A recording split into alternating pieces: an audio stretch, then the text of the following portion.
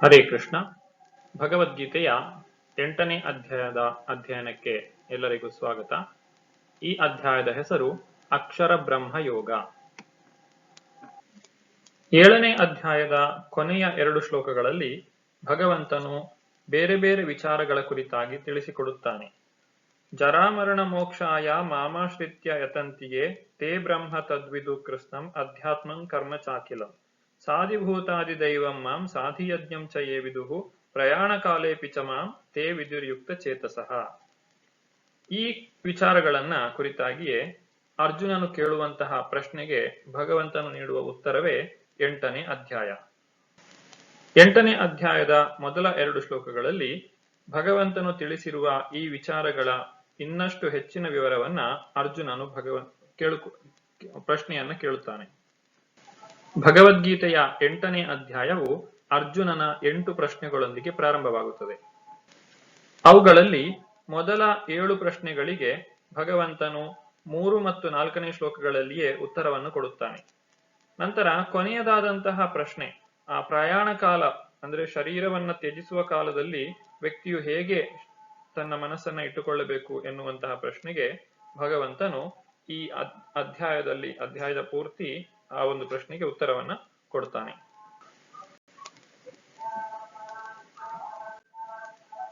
ಎಂಟನೇ ಅಧ್ಯಾಯದಲ್ಲಿ ಒಟ್ಟು 28 ಶ್ಲೋಕಗಳಿವೆ. ಇವುಗಳನ್ನ 6 ವಿಭಾಗಗಳನ್ನಾಗಿ ಮಾಡಬಹುದು. ಮೊದಲನೇ ವಿಭಾಗದಲ್ಲಿ ಅರ್ಜುನನು ಕೇಳುವಂತಹ 8 ಪ್ರಶ್ನೆಗಳು ಮತ್ತು ಭಗವಂತನು ಆ ಮೊದಲ 7 ಪ್ರಶ್ನೆಗಳಿಗೆ ಕೊಡುವಂತಹ ಉತ್ತರ, ಇವುಗಳನ್ನ ನಾವು ಮೊದಲ ಭಾಗದಲ್ಲಿ ಅಂದ್ರೆ ಮೊದಲ 4 ಶ್ಲೋಕಗಳಲ್ಲಿ ತಿಳಿಯಬಹುದು. ನಂತರ ಅರ್ಜುನನ ಕೊನೆಯ ಪ್ರಶ್ನೆ, ಮರಣಕಾಲದಲ್ಲಿ ಹೇಗೆ ಭಗವಂತನನ್ನು ಸ್ಮರಿಸಬೇಕು ಅನ್ನುವಂಥ ಪ್ರಶ್ನೆಗೆ ಇಲ್ಲಿ 2ನೇ ವಿಭಾಗದಲ್ಲಿ ಉತ್ತರವನ್ನ ಕೊಡಲಾಗ್ತದೆ. 5, 6, 7, 8. ನಂತರ ಭಗವಂತನ ಭಕ್ತಿಯನ್ನ ಮಾಡುವುದು, ಅಂದ್ರೆ ಭಗವಂತನನ್ನ ಸಾವಿನ ಸಮಯದಲ್ಲಿ ನೆನೆಯಬೇಕು ಅಂತ ಹೇಳಿದ್ರೆ ಜೀವನ ಪರ್ಯಂತ ನಾವು ಭಕ್ತಿಯನ್ನ ಮಾಡಿರಬೇಕು. ಹಾಗಿದ್ರೆ ಮಾತ್ರ ಸಾವಿನ ಸಮಯದಲ್ಲಿ ಭಗವಂತನನ್ನು ನೆನೆಯಲಿಕ್ಕೆ ಸಾಧ್ಯವಾಗ್ತದೆ. ಈ ರೀತಿ ಭಕ್ತಿಯಲ್ಲಿಯೂ ಕೂಡ ಬೇರೆ ಬೇರೆ ವಿಧವಾದಂತಹ ಭಕ್ತಿ ಇದೆ. ಯೋಗ ಮಿಶ್ರಿತ ಭಕ್ತಿಯನ್ನ ಭಗವಂತನು 3ನೇ ವಿಭಾಗದಲ್ಲಿ ವಿವರಿಸ್ತಾನೆ. ನಂತರ ಶುದ್ಧ ಭಕ್ತಿಯ ಕುರಿತಾಗಿ ಭಗವಂತ ತಿಳಿಸ್ತಾನೆ. ನಂತರ ಈ ಭಕ್ತಿಯನ್ನ ಮಾಡಿ ಭಗವಂತನನ್ನ ಕೊನೆಗೆ ನೆನೆದು ಯಾವ ವ್ಯಕ್ತಿ ಶರೀರವನ್ನ ತ್ಯಾಗ ಮಾಡ್ತಾನೋ ಆತನು ಆಧ್ಯಾತ್ಮಿಕ ಪ್ರಪಂಚಕ್ಕೆ ಹೋಗ್ತಾನೆ. ಹಾಗಾದ್ರೆ ಆ ಆಧ್ಯಾತ್ಮಿಕ ಪ್ರಪಂಚಕ್ಕೆ ಹೋಗ್ಲಿಕ್ಕೆ ನಾವು ಬಯಸಬೇಕು ಅಂತ ಹೇಳಿದ್ರೆ ಅಲ್ಲಿನ ಬಗ್ಗೆ ನಮಗೆ ಸ್ವಲ್ಪವಾದ್ರೂ ತಿಳಿದಿರಬೇಕು. ಹಾಗಿದ್ರೆ ಮಾತ್ರ ಜೀವಾತ್ಮನು ಭಗವಂತನ ಹತ್ರ ಹೋಗ್ಬೇಕು ಅನ್ನುವಂತಹ ಒಂದು ಉದ್ದೇಶವನ್ನ, ಆ ಒಂದು ಆಸೆಯನ್ನ ಇಟ್ಟುಕೊಳ್ತಾನೆ. ಅದಕ್ಕೆ ಭೌತಿಕ ಪ್ರಪಂಚವನ್ನ ಆಧ್ಯಾತ್ಮಿಕ ಪ್ರಪಂಚಕ್ಕೆ ಹೋಲಿಸಿ ಭಗವಂತನು ಇಲ್ಲಿ ನಮಗೆ ತಿಳಿಸಿಕೊಡ್ತಾನೆ. ಆ ನಂತರ ಕೊನೆಯದಾಗಿ ಭಗವಂತ ಹೇಳುವುದೇನು ಅಂತ ಹೇಳಿದ್ರೆ, ಭಗವಂತನನ್ನ ಪಡೆಯಬೇಕು ಅಂತ ಹೇಳಿದ್ರೆ ನಾವು ಶುದ್ಧ ಭಕ್ತಿಯನ್ನ ಬೆಳೆಸಿಕೊಳ್ಳಬೇಕು. ಹಾಗಿದ್ರೆ ಮಾತ್ರ ಭಗವಂತನ ಧಾಮಕ್ಕೆ ಹೋಗ್ಲಿಕ್ಕೆ ಸಾಧ್ಯ ಅಂತೇಳಿ ಕೊನೆಯ ಭಾಗದಲ್ಲಿ ಇಲ್ಲಿ ಶ್ರೀಕೃಷ್ಣನು ಅರ್ಜುನನಿಗೆ ತಿಳಿಸಿಕೊಡ್ತಾನೆ. ಅರ್ಜುನನ ಪ್ರಶ್ನೆ ಈ ರೀತಿಯಾಗಿದೆ.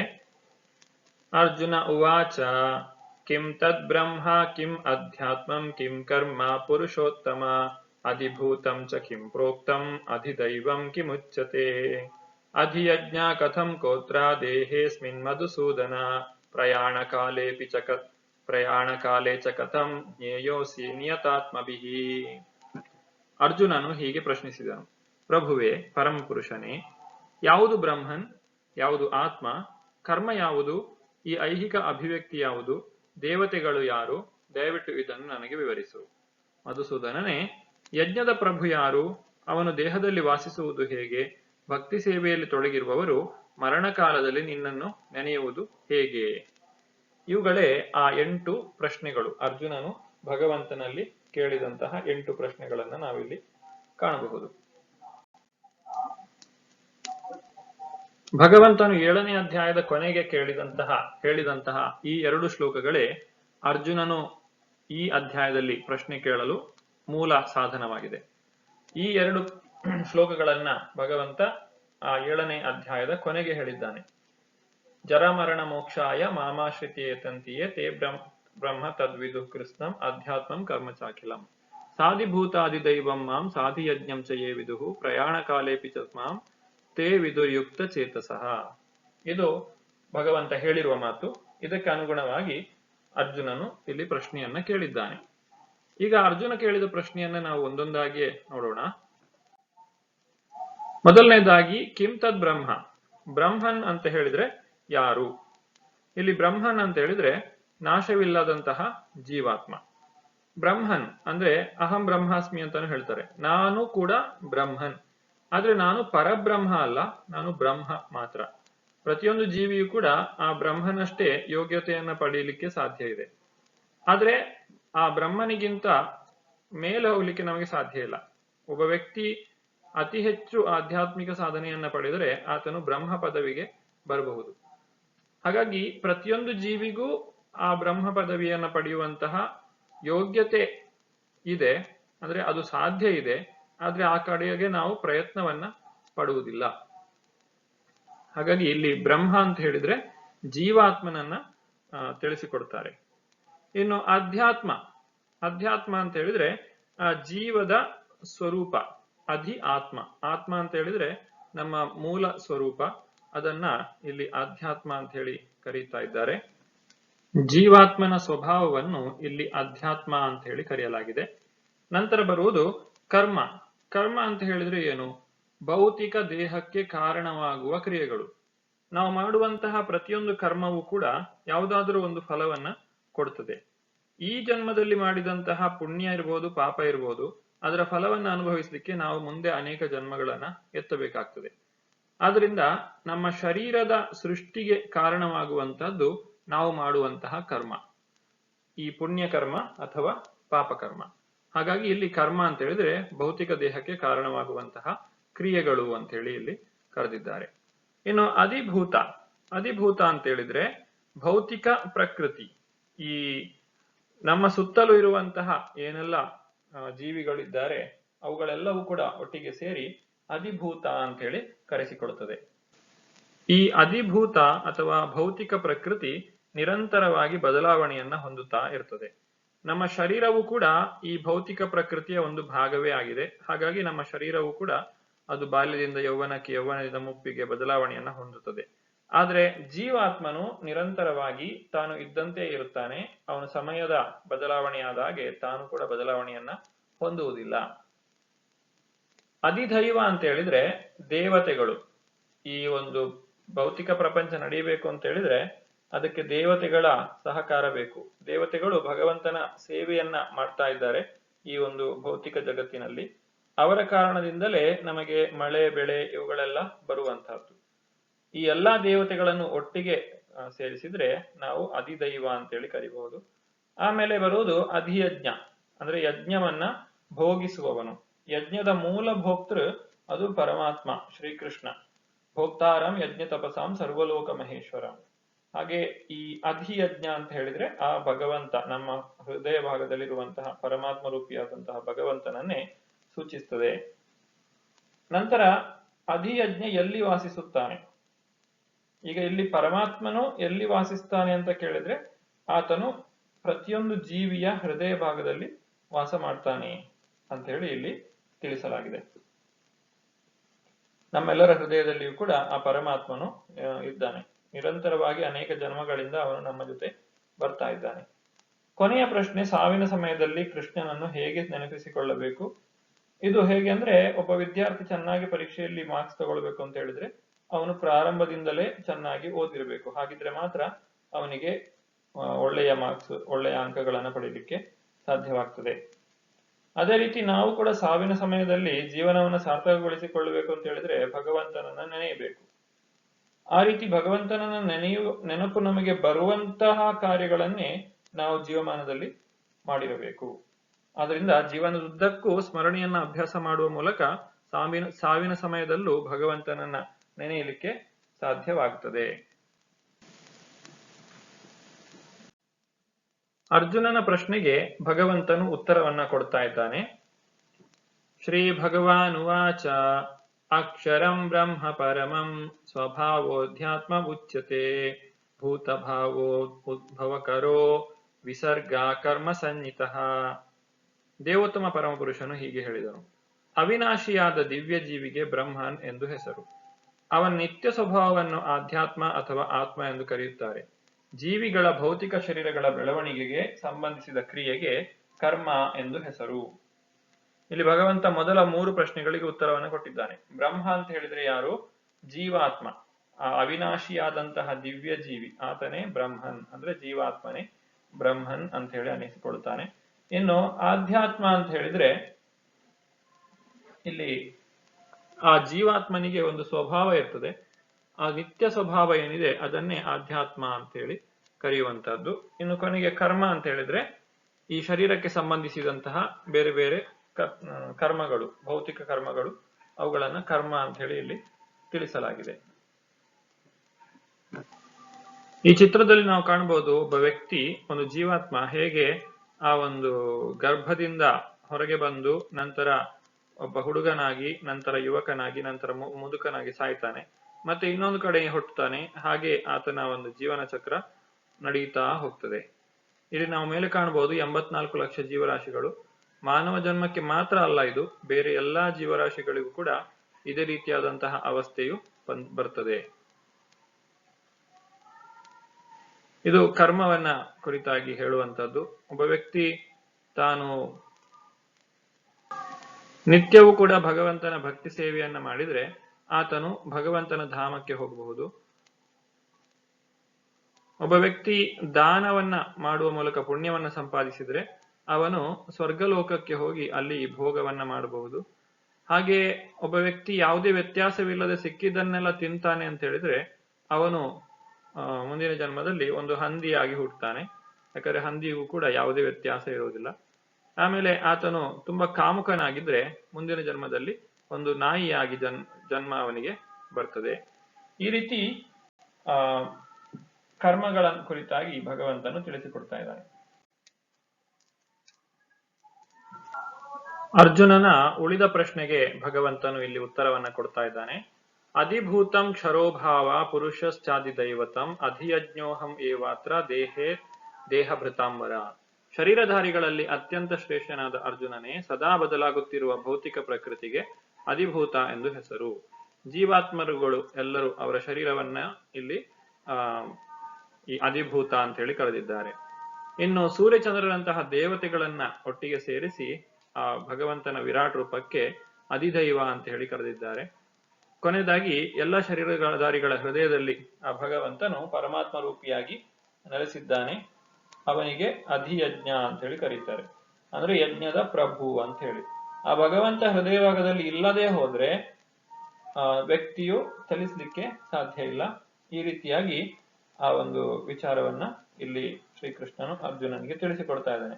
ಚಿತ್ರದಲ್ಲಿ ನಾವು ಕಾಣಬಹುದು, ಒಂದು ಹುಳ ಅದು ತನ್ನ ಸುತ್ತ ಆ ಒಂದು ಕವಚವನ್ನ ಹಾಕಿಕೊಳ್ಳುತ್ತದೆ. ನಂತರ ಸ್ವಲ್ಪ ಸಮಯದ ಮೇಲೆ ಅದೊಂದು ಚಿಟ್ಟೆಯಾಗಿ ಬದಲಾಗುತ್ತದೆ.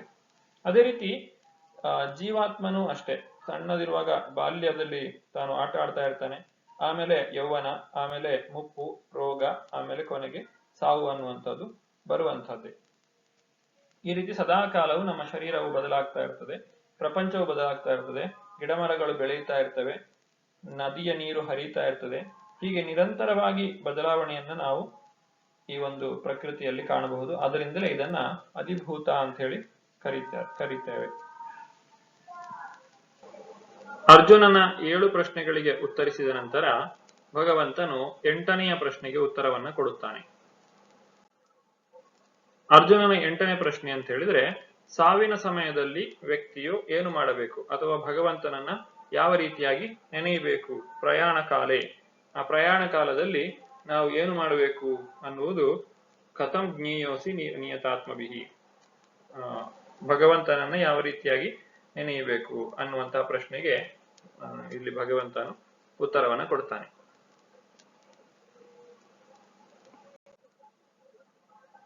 ಅಂತಕಾಲೇ ಚ ಮಾಮೇವಂ ಸ್ಮರನ್ ಮುಕ್ತ್ವಾ ಕಲೇವರಂ ಯಾ ಪ್ರಯಾತಿ ಸಮದ್ಭಾವಂ ಯಾತಿ ನಾಸ್ತ್ಯತ್ರ ಸಂಶಯಃ. ಅಂತ್ಯಕಾಲದಲ್ಲಿ ನನ್ನನ್ನು ಸ್ಮರಿಸುತ್ತಾ ಯಾವನು ದೇಹವನ್ನು ಬಿಡುವನೋ ಅವನು ಕೂಡಲೇ ನನ್ನ ಸ್ವಭಾವವನ್ನು ಹೊಂದುತ್ತಾನೆ, ಇದರಲ್ಲಿ ಸಂಶಯವೇ ಇಲ್ಲ. ಆ ಭಗವಂತನನ್ನ ಖಂಡಿತವಾಗಿಯೂ ಆತನು ಸೇರ್ತಾನೆ. ಯಾರು ಈ ಶರೀರ ತ್ಯಾಗ ಮಾಡುವಾಗ ಭಗವಂತನನ್ನ ನೆನೆಯುವಂತ ವ್ಯಕ್ತಿ. ಇಲ್ಲಿ ಒಂದು ಉದಾಹರಣೆಯನ್ನ ನಾವು ಕಾಣಬಹುದು ಚಿತ್ರದಲ್ಲಿ. ಭೀಷ್ಮಾಚಾರ್ಯರು ಶರೀರ ತ್ಯಾಗವನ್ನ ಮಾಡಬೇಕಾದ್ರೆ ಆ ಭಗವಂತನನ್ನ ತನ್ನ ಕಣ್ಣೆದುರಿಗೆ ಕಾಣ್ತಾ ಇದ್ದ. ಈ ರೀತಿಯಾಗಿ ಅವನು ಭಗವದ್ಧಾಮಕ್ಕೆ ಹಿಂದಿರುಗಿ ಹೋಗ್ತಾನೆ. ಈ ಪ್ರಪಂಚದಲ್ಲಿ ಯಾರೆಲ್ಲ ಹುಟ್ಟಿದ್ದಾರೋ ಅವರೆಲ್ಲರೂ ಒಂದಲ್ಲ ಒಂದು ದಿನ ಸಾಯಲೇಬೇಕು. ಹಾಗಾಗಿ ಸಾವು ತನಗೆ ಬರುವುದಿಲ್ಲ ಅಂತ ಹೇಳಲಿಕ್ಕೆ ಯಾರಿಗೂ ಸಾಧ್ಯ ಇಲ್ಲ. ಹಾಗಾಗಿ ಪ್ರತಿಯೊಬ್ಬರು ಭಕ್ತಿಯನ್ನ ಮಾಡಲೇಬೇಕು, ಭಗವಂತನನ್ನ ನೆನೆಯಲೇಬೇಕು, ಭಗವಂತನ ಸೇವೆಯನ್ನ ಮಾಡಲೇಬೇಕು. ಯಾಕಂದ್ರೆ ಪ್ರತಿಯೊಬ್ಬರು ಸಾಯಲಿಕ್ಕಿದ್ದಾರೆ. ಯಾರಾದ್ರೂ ಸಾಯುವುದಿಲ್ಲ ತಾನು ಅಂತ ಹೇಳಿ ತಿಳ್ಕೊಂಡ್ರೆ ಅವನು ಮೂರ್ಖನಾಗಿರ್ತಾನೆ. ಯಾಕಂದ್ರೆ ಇಷ್ಟರ ತನಕ ಯಾರು ಸಾಯದೆ ಉಳಿದವರಿಲ್ಲ. ಇನ್ನು ಮುಂದಕ್ಕೆ ಕೂಡ ಸಾವು ಬರ್ತಾನೆ ಇರ್ತದೆ. ನಾವು ಎಷ್ಟೇ ವೈಜ್ಞಾನಿಕವಾಗಿ ಮುಂದುವರೆದಿದ್ರು ಕೂಡ ನಮಗೆ ಸತ್ತು ಹೋದಂತಹ ವ್ಯಕ್ತಿಯನ್ನ ಮತ್ತೆ ಬದುಕಿಸ್ಲಿಕ್ಕೆ ಸಾಧ್ಯ ಆಗುವುದಿಲ್ಲ. ಆದ್ರಿಂದ ಪ್ರತಿಯೊಬ್ಬರು ಕೂಡ ಭಗವಂತನನ್ನ ನೆನೆಯಬೇಕು. ಆದರೆ ದುರಾದೃಷ್ಟವಶಾತ್ ಯಾರಿಗೂ ತಮಗೆ ಸಾವು ಬರ್ತದೆ ಅನ್ನುವಂತಹ ಒಂದು ಭಯ ಇರುವುದಿಲ್ಲ. ಅವರು ಯಾವಾಗ್ಲೂ ಕೂಡ ಸಂತೋಷವಾಗಿ ಈ ಭೌತಿಕ ಪ್ರಪಂಚದಲ್ಲಿ ಜೀವನವನ್ನ ಕಳೀತಾ ಇರ್ತಾರೆ. ಯಾವ ರೀತಿಯಾಗಿ ಆ ಪ್ರಾಣಿಗಳು ಪಕ್ಷಿಗಳು ತಮ್ಮ ಜೀವನವನ್ನ ಕಳೀತಾರೋ ಇವರು ಇದೇ ರೀತಿಯಾಗಿ ಜೀವನವನ್ನ ಕಳೀತಾ ಇರ್ತಾರೆ. ಆದ್ರೆ ನಿಜವಾದಂತಹ ಜ್ಞಾನಿಗಳು ಭಕ್ತರು ಏನು ಮಾಡ್ತಾರೆ, ತಮ್ಮ ಶರೀರವನ್ನ ಉತ್ತಮ ರೀತಿಯಲ್ಲಿ ಕಳಿಬೇಕು, ಅಥವಾ ನನಗೆ ಸಾವು ಯಾವ ರೀತಿಯಾಗಿ ಬರಬೇಕು, ಆ ಸಾವಿನ ಸಮಯದಲ್ಲಿ ನಾನು ಭಗವಂತನನ್ನ ನೆನೆಯಲಿಕ್ಕೆ ಸಾಧ್ಯ ಆಗಬೇಕು ಅನ್ನುವಂಥ ಉದ್ದೇಶದಿಂದ ಅವರು ಗಂಭೀರವಾಗಿ ಈ ಭಗವಂತನ ಭಕ್ತಿ ಸೇವೆಯಲ್ಲಿ ತೊಡಗುತ್ತಾರೆ. ಈ ವಿಚಾರವಾಗಿ ಯುಧಿಷ್ಠಿರ ಮಹಾರಾಜ ಮತ್ತು ಯಕ್ಷರ ನಡುವೆ ನಡೆದಂತಹ ಸಂಭಾಷಣೆಯನ್ನ ನಾವು ತಿಳ್ಕೊಳ್ಬಹುದು.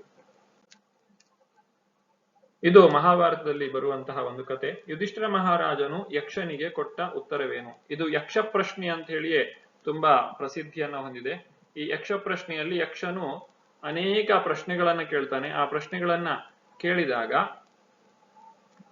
ಯಕ್ಷನು ಪ್ರಶ್ನೆಯನ್ನ ಕೇಳಿದಾಗ ಯುಧಿಷ್ಠಿರ ಮಹಾರಾಜನು ಒಂದೊಂದಾಗಿ ಉತ್ತರವನ್ನ ಕೊಡ್ತಾ ಹೋಗ್ತಾನೆ.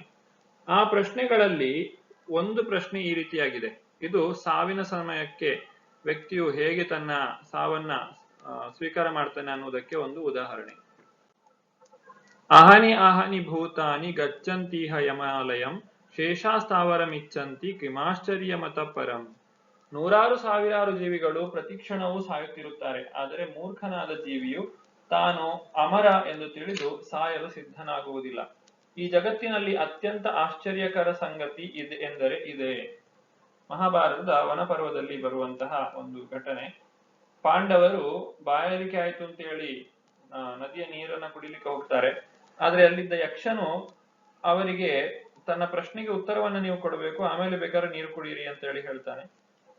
ಆದ್ರೆ 4 ಜನ ಯುಧಿಷ್ಠಿರ ಮಹಾರಾಜನ ತಮ್ಮಂದಿರು ಈ ರೀತಿಯಾಗಿ ಆ ನದಿಯ ನೀರನ್ನ ಕುಡಿಲಿಕ್ಕೆ ಹೋಗಿ ಅಲ್ಲೇ ಪ್ರಜ್ಞೆ ತಪ್ಪಿ ಬಿದ್ದು ಬಿಡ್ತಾರೆ.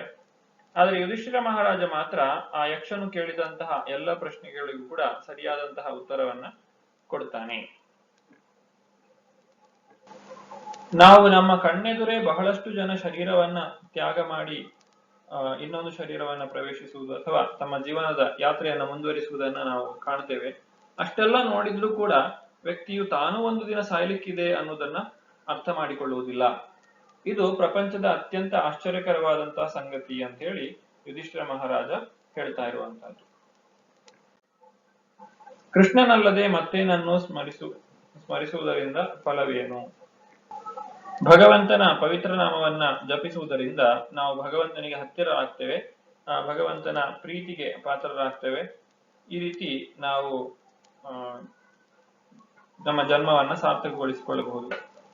ಕೃಷ್ಣನಲ್ಲದೆ ಮತ್ತೇನನ್ನೋ ಬೇರೆದನ್ನ ಸ್ಮರಿಸುವುದರಿಂದ ನಾವು ಸಾವಿನ ನಂತರ ಅವರ ಲೋಕಕ್ಕೆ ಹೋಗಬೇಕಾಗ್ತದೆ. ಕೃಷ್ಣನಲ್ಲದೆ ಬೇರೆ ವಿಚಾರವನ್ನ ನೆನಪು ಮಾಡಿಕೊಳ್ಳುವುದರಿಂದ ಉಂಟಾಗುವಂತಹ ಪ್ರತಿಫಲ ಏನು ಎನ್ನುವುದನ್ನ ತಿಳಿಸುವುದಕ್ಕೋಸ್ಕರ ಆ ಶ್ರೀಮದ್ ಭಾಗವತದಲ್ಲಿ ಒಂದು ಉತ್ತಮವಾದಂತಹ ಕಥೆ ಇದೆ. ಜಡಭರತನ ಕತೆ. ಯಂ ಯಂ ವಾಪಿ ಸ್ಮರನ್ ಭಾವಂ ತ್ಯಜಂತ್ಯಂತೆ ಕಲೇವರಂ ತಂ ತಮೇವೈತಿ ಕೌಂತೆಯ ಸದಾ ತದ್ಭಾವ ಭಾವಿತಃ. ಕುಂತಿಯ ಮಗನಾದ ಅರ್ಜುನನೇ, ವ್ಯಕ್ತಿಯು ತನ್ನ ದೇಹವನ್ನು ಬಿಡುವಾಗ ಯಾವ ಭಾವವನ್ನು ಸ್ಮರಿಸುವನೋ ಅದೇ ಭಾವವನ್ನು ನಿಶ್ಚಯವಾಗಿಯೂ ಪಡೆಯುವನು. ನಮಗೆ ಸಾಯುವ ಸಮಯದಲ್ಲಿ ಯಾರ ನೆನಪಾಗ್ತದೋ ಅವರ ರೀತಿಯಾದ ಶರೀರವನ್ನೇ ನಾವು ಪಡೆಯುತ್ತೇವೆ. ಇದು ಭರತ ಮಹಾರಾಜನ ಒಂದು ಕಥೆ. ಭರತ ಮಹಾರಾಜ ಒಬ್ಬ ಶ್ರೇಷ್ಠ ರಾಜ. ಆತನು ವಾನಪ್ರಸ್ಥಾಶ್ರಮಕ್ಕೆ ಬರ್ತಾನೆ. ಆ ರೀತಿಯಾಗಿ ಕಾಡಿನಲ್ಲಿ ಬಂದು ಭಗವಂತನ ಧ್ಯಾನದಲ್ಲಿ ಇರಬೇಕಾದ್ರೆ ಆತನಿಗೆ ಒಂದು ಜಿಂಕೆಯ ಸಂಪರ್ಕವಾಗ್ತದೆ. ಅಪಾಯದಲ್ಲಿದ್ದಂತಹ ಜಿಂಕೆ ಮರಿಯನ್ನ ಆತನು ರಕ್ಷಿಸ್ತಾನೆ. ಆ ನಂತರ ಆ ಜಿಂಕೆಯ ಬಗ್ಗೆ ಆತನು ಅತಿಯಾದಂತಹ ಕಾಳಜಿಯನ್ನು ವಹಿಸಿದ್ದರಿಂದ ಆತನು ಸಾಯುವ ಸಮಯದಲ್ಲಿ ಅವನಿಗೆ ಜಿಂಕೆಯ ನೆನಪೇ ಬರ್ತದೆ. ಮತ್ತೆ ಮುಂದಿನ ಜನ್ಮದಲ್ಲಿ ಅವನು ಜಿಂಕೆಯಾಗಿ ಹುಟ್ಟುತ್ತಾನೆ. ಹೀಗೆ ನಾವು ಮನಸ್ಸಿನಲ್ಲಿ ಯಾವ ರೀತಿಯಾದಂತಹ ಯೋಚನೆಯನ್ನು ಇಟ್ಟುಕೊಳ್ಳುತ್ತೇವೋ ಅದಕ್ಕೆ ಸರಿಯಾಗಿ ನಮಗೆ ಮುಂದಿನ ಜನ್ಮ ಪ್ರಾಪ್ತಿಯಾಗ್ತದೆ. ಇದೇ ಒಂದು ಚಿತ್ರದಲ್ಲಿ ಹೇಳಿರುವಂತಹ ಕಥೆ. ಭರತ ಮಹಾರಾಜ ಕಾಡಿನಲ್ಲಿ ತಪಸ್ ಮಾಡ್ತಾ ಇರ್ತಾನೆ. ಆಗ ಒಂದು ಜಿಂಕೆ ಅದನ್ನ ಹುಲಿ ಅಟ್ಟಿಸಿಕೊಂಡು ಬರ್ತದೆ. ಗರ್ಭವತಿಯಾದಂತಹ ಹೆಣ್ಣು ಜಿಂಕೆ. ಭಯದಿಂದ ಅದು ಮರಿಗೆ ಜನ್ಮವನ್ನ ಕೊಟ್ಟು ಅಲ್ಲಿಂದ ಓಡಿ ಹೋಗ್ತದೆ. ಆ ಮರಿಯು ಆ ಒಂದು ನದಿಯಲ್ಲಿ ತೇಲಿಕೊಂಡು ಹೋಗ್ತಾ ಇರ್ತದೆ. ಅದನ್ನ ಹಿಡ್ಕೊಂಡು ಬಂದಂತಹ ಭರತನು ಅದರ ಶುಶ್ರೂಷೆಯನ್ನ ಮಾಡ್ತಾನೆ. ಆದರೆ ಮುಂದಕ್ಕೆ ಏನಾಗ್ತದೆ, ಭರತ ಮಹಾರಾಜನ ಸಂಪೂರ್ಣವಾದಂತಹ ಪ್ರಜ್ಞೆ ಏನಿದೆ ಅದು ಜಿಂಕೆಯ ಕುರಿತಾಗಿಯೇ ಯೋಚನೆ ಮಾಡ್ತಾ ಇರ್ತದೆ. ಆತನು ಕೃಷ್ಣ ಪ್ರಜ್ಞೆಯನ್ನ ಬೆಳೆಸುವುದರ ಬದಲು ಜಿಂಕೆ ಪ್ರಜ್ಞೆಯನ್ನ ಬೆಳೆಸಿಕೊಳ್ತಾನೆ. ಹೀಗೆ ನಂತರ ಮುಂದಕ್ಕೆ ಅವನು ಶರೀರ ತ್ಯಾಗ ಮಾಡಬೇಕಾದಂತಹ ಸಂದರ್ಭ ಬಂದಾಗ ಆ ಜಿಂಕೆಯನ್ನು ನೆನೆಯುತ್ತಾ ಶರೀರ ತ್ಯಾಗ ಮಾಡಿದ್ದರಿಂದ ಅವನು ಜಿಂಕೆಯಾಗಿಯೇ ಹುಟ್ಟಬೇಕಾಗ್ತದೆ ಮುಂದಿನ ಜನ್ಮದಲ್ಲಿ. ಹಾಗಾಗಿ ನಾವೇನು ಮಾಡಬೇಕು? ನಾವು ಜಿಂಕೆಯಾಗಿ ಹುಟ್ಟಬಾರದು, ನಾವು ಯಾವುದೇ ಪ್ರಾಣಿ ಪಕ್ಷಿಯಾಗಿ ಹುಟ್ಟಬಾರದು. ನಾವು ಏನಿದ್ರು ಭಗವಂತನ ಧಾಮಕ್ಕೆ ಹೋಗ್ಬೇಕು. ಅದಕ್ಕೋಸ್ಕರ ಏನ್ ಮಾಡ್ಬೇಕು ನಾವು? ತಸ್ಮಾತ್ ಸರ್ವೇಶು ಕಾಲೇಶು ಮಾಮನುಸ್ಮರ ಯುದ್ಧಚ ಮಯ್ಯರ್ಪಿತ ಮನೋಬುದ್ಧಿರ್ ಮಾಂ ವೈಶ್ಯ ಸಂಶಯ. ಆದ್ರಿಂದ ಪ್ರತಿ ಕ್ಷಣವೂ ಕೂಡ ಅರ್ಜುನನೇ, ನೀನು ಯಾವಾಗಲೂ ನನ್ನನ್ನು ಕೃಷ್ಣ ರೂಪದಲ್ಲಿ ಸ್ಮರಿಸುತ್ತಿರಬೇಕು. ಅದೇ ಕಾಲದಲ್ಲಿ ಯುದ್ಧ ಮಾಡುವ ನಿನ್ನ ವಿಹಿತ ಕರ್ತವ್ಯವನ್ನು ಮಾಡಬೇಕು. ನಿನ್ನ ಚಟುವಟಿಕೆಗಳನ್ನು ನನಗೆ ಅರ್ಪಿಸಿ ನಿನ್ನ ಮನಸ್ಸು ಮತ್ತು ಬುದ್ಧಿಶಕ್ತಿಗಳು ನನ್ನಲ್ಲಿ ನೆಲೆಸಿದ್ದರೆ ನಿಸ್ಸಂಶಯವಾಗಿಯೂ ನೀನು ನನ್ನನ್ನೇ ಹೊಂದುವೆ. ಇದು ಭಗವಂತನು ಅರ್ಜುನನಿಗೆ ಕೊಡುವಂತಹ ಒಂದು ಆಶ್ವಾಸನೆ. ಏನಂತ ಹೇಳಿದ್ರೆ, ಯಾವಾಗಲೂ ನನ್ನನ್ನೇ ನೆನೀತಾ ಇರಬೇಕು, ಅದರ ಜೊತೆಗೆ ಯುದ್ಧವನ್ನು ಮಾಡಬೇಕು. ಕೇವಲ ನನ್ನನ್ನು ನೆನೆದ್ರೆ ಸಾಲದು, ಯುದ್ಧವನ್ನು ಕೂಡ ಜೊತೆಯಲ್ಲಿಯೇ ಮಾಡಬೇಕು ಅನ್ನುವಂತಹ ಮಾತನ್ನ ಇಲ್ಲಿ ಭಗವಂತನು ಅರ್ಜುನನಿಗೆ ತಿಳಿಸ್ತಾ ಇದ್ದಾನೆ. ಇನ್ನೊಂದು ಕತೆ, ಸಾವಿನ ಸಂದರ್ಭದಲ್ಲಿ ಒಬ್ಬ ವ್ಯಕ್ತಿ ಮಾಡಿದಂತಹ ಕಾರ್ಯದ ಇನ್ನೊಂದು ಕಥೆಯನ್ನ ಇಲ್ಲಿ ನಾವು ಕಾಣಬಹುದು. ಅದು ಅಜಾಮಿಳನ ಕಥೆ. ಅಜಾಮಿಳ ಒಬ್ಬ ಬ್ರಾಹ್ಮಣ ಕುಟುಂಬದಲ್ಲಿ ಜನಿಸಿದ್ದಾನೆ. ಅವನು ಗೃಹಸ್ಥನಾಗಿದ್ದ. ಮನೆಯಲ್ಲಿ ಆತನ ಹೆಂಡತಿ ಮತ್ತೆ ವೃದ್ಧರಾದಂತಹ ತಂದೆ ತಾಯಿಗಳಿದ್ದಾರೆ.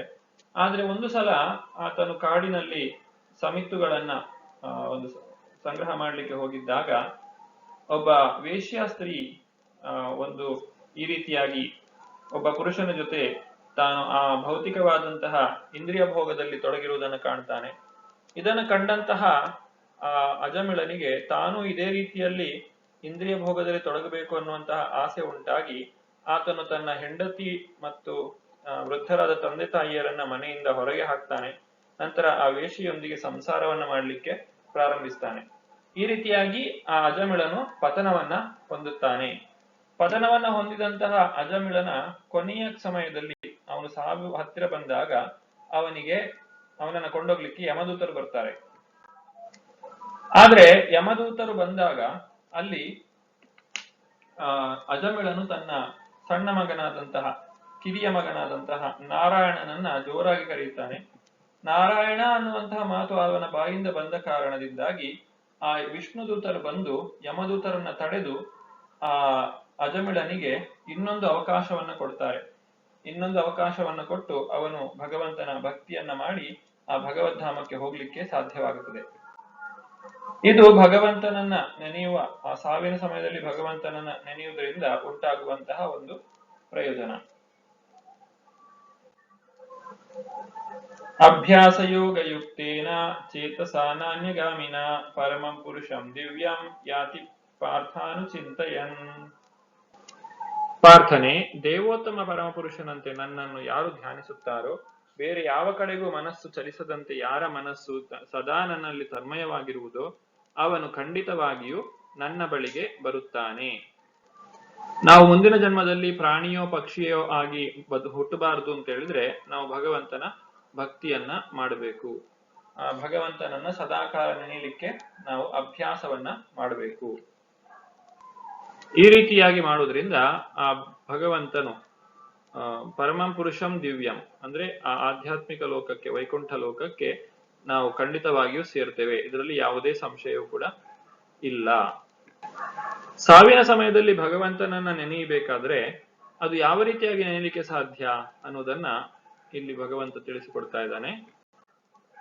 ಯಾವ ರೀತಿಯಲ್ಲಿ ಭಗವಂತನನ್ನ ಸ್ಮರಿಸಬೇಕು ಇದು ಈ ಒಂದು ಶ್ಲೋಕದಲ್ಲಿ ನಾವು ಆ ಭಗವಂತನನ್ನ ನೆನೆಯುವಂತಹ ವಿಧಾನವನ್ನ ಕಾಣಬಹುದು. ಕವಿಂ ಪುರಾಣಂ ಅನುಶಾಸಿತಾರಂ ಅಣೋರಣೀಯಂ ಸಮನುಸ್ಮರೇದ್ಯ ಸರ್ವಸ್ಯ ಧಾತಾರಮಚಿಂತ್ಯ ರೂಪಂ ಆದಿತ್ಯ ವರ್ಣಂ ತಮಸಾ ಪರಸ್ತಾತ್.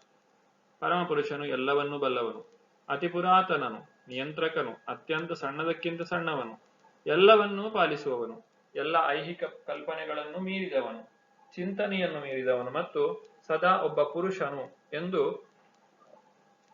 ನಾವು ಧ್ಯಾನಿಸಬೇಕು.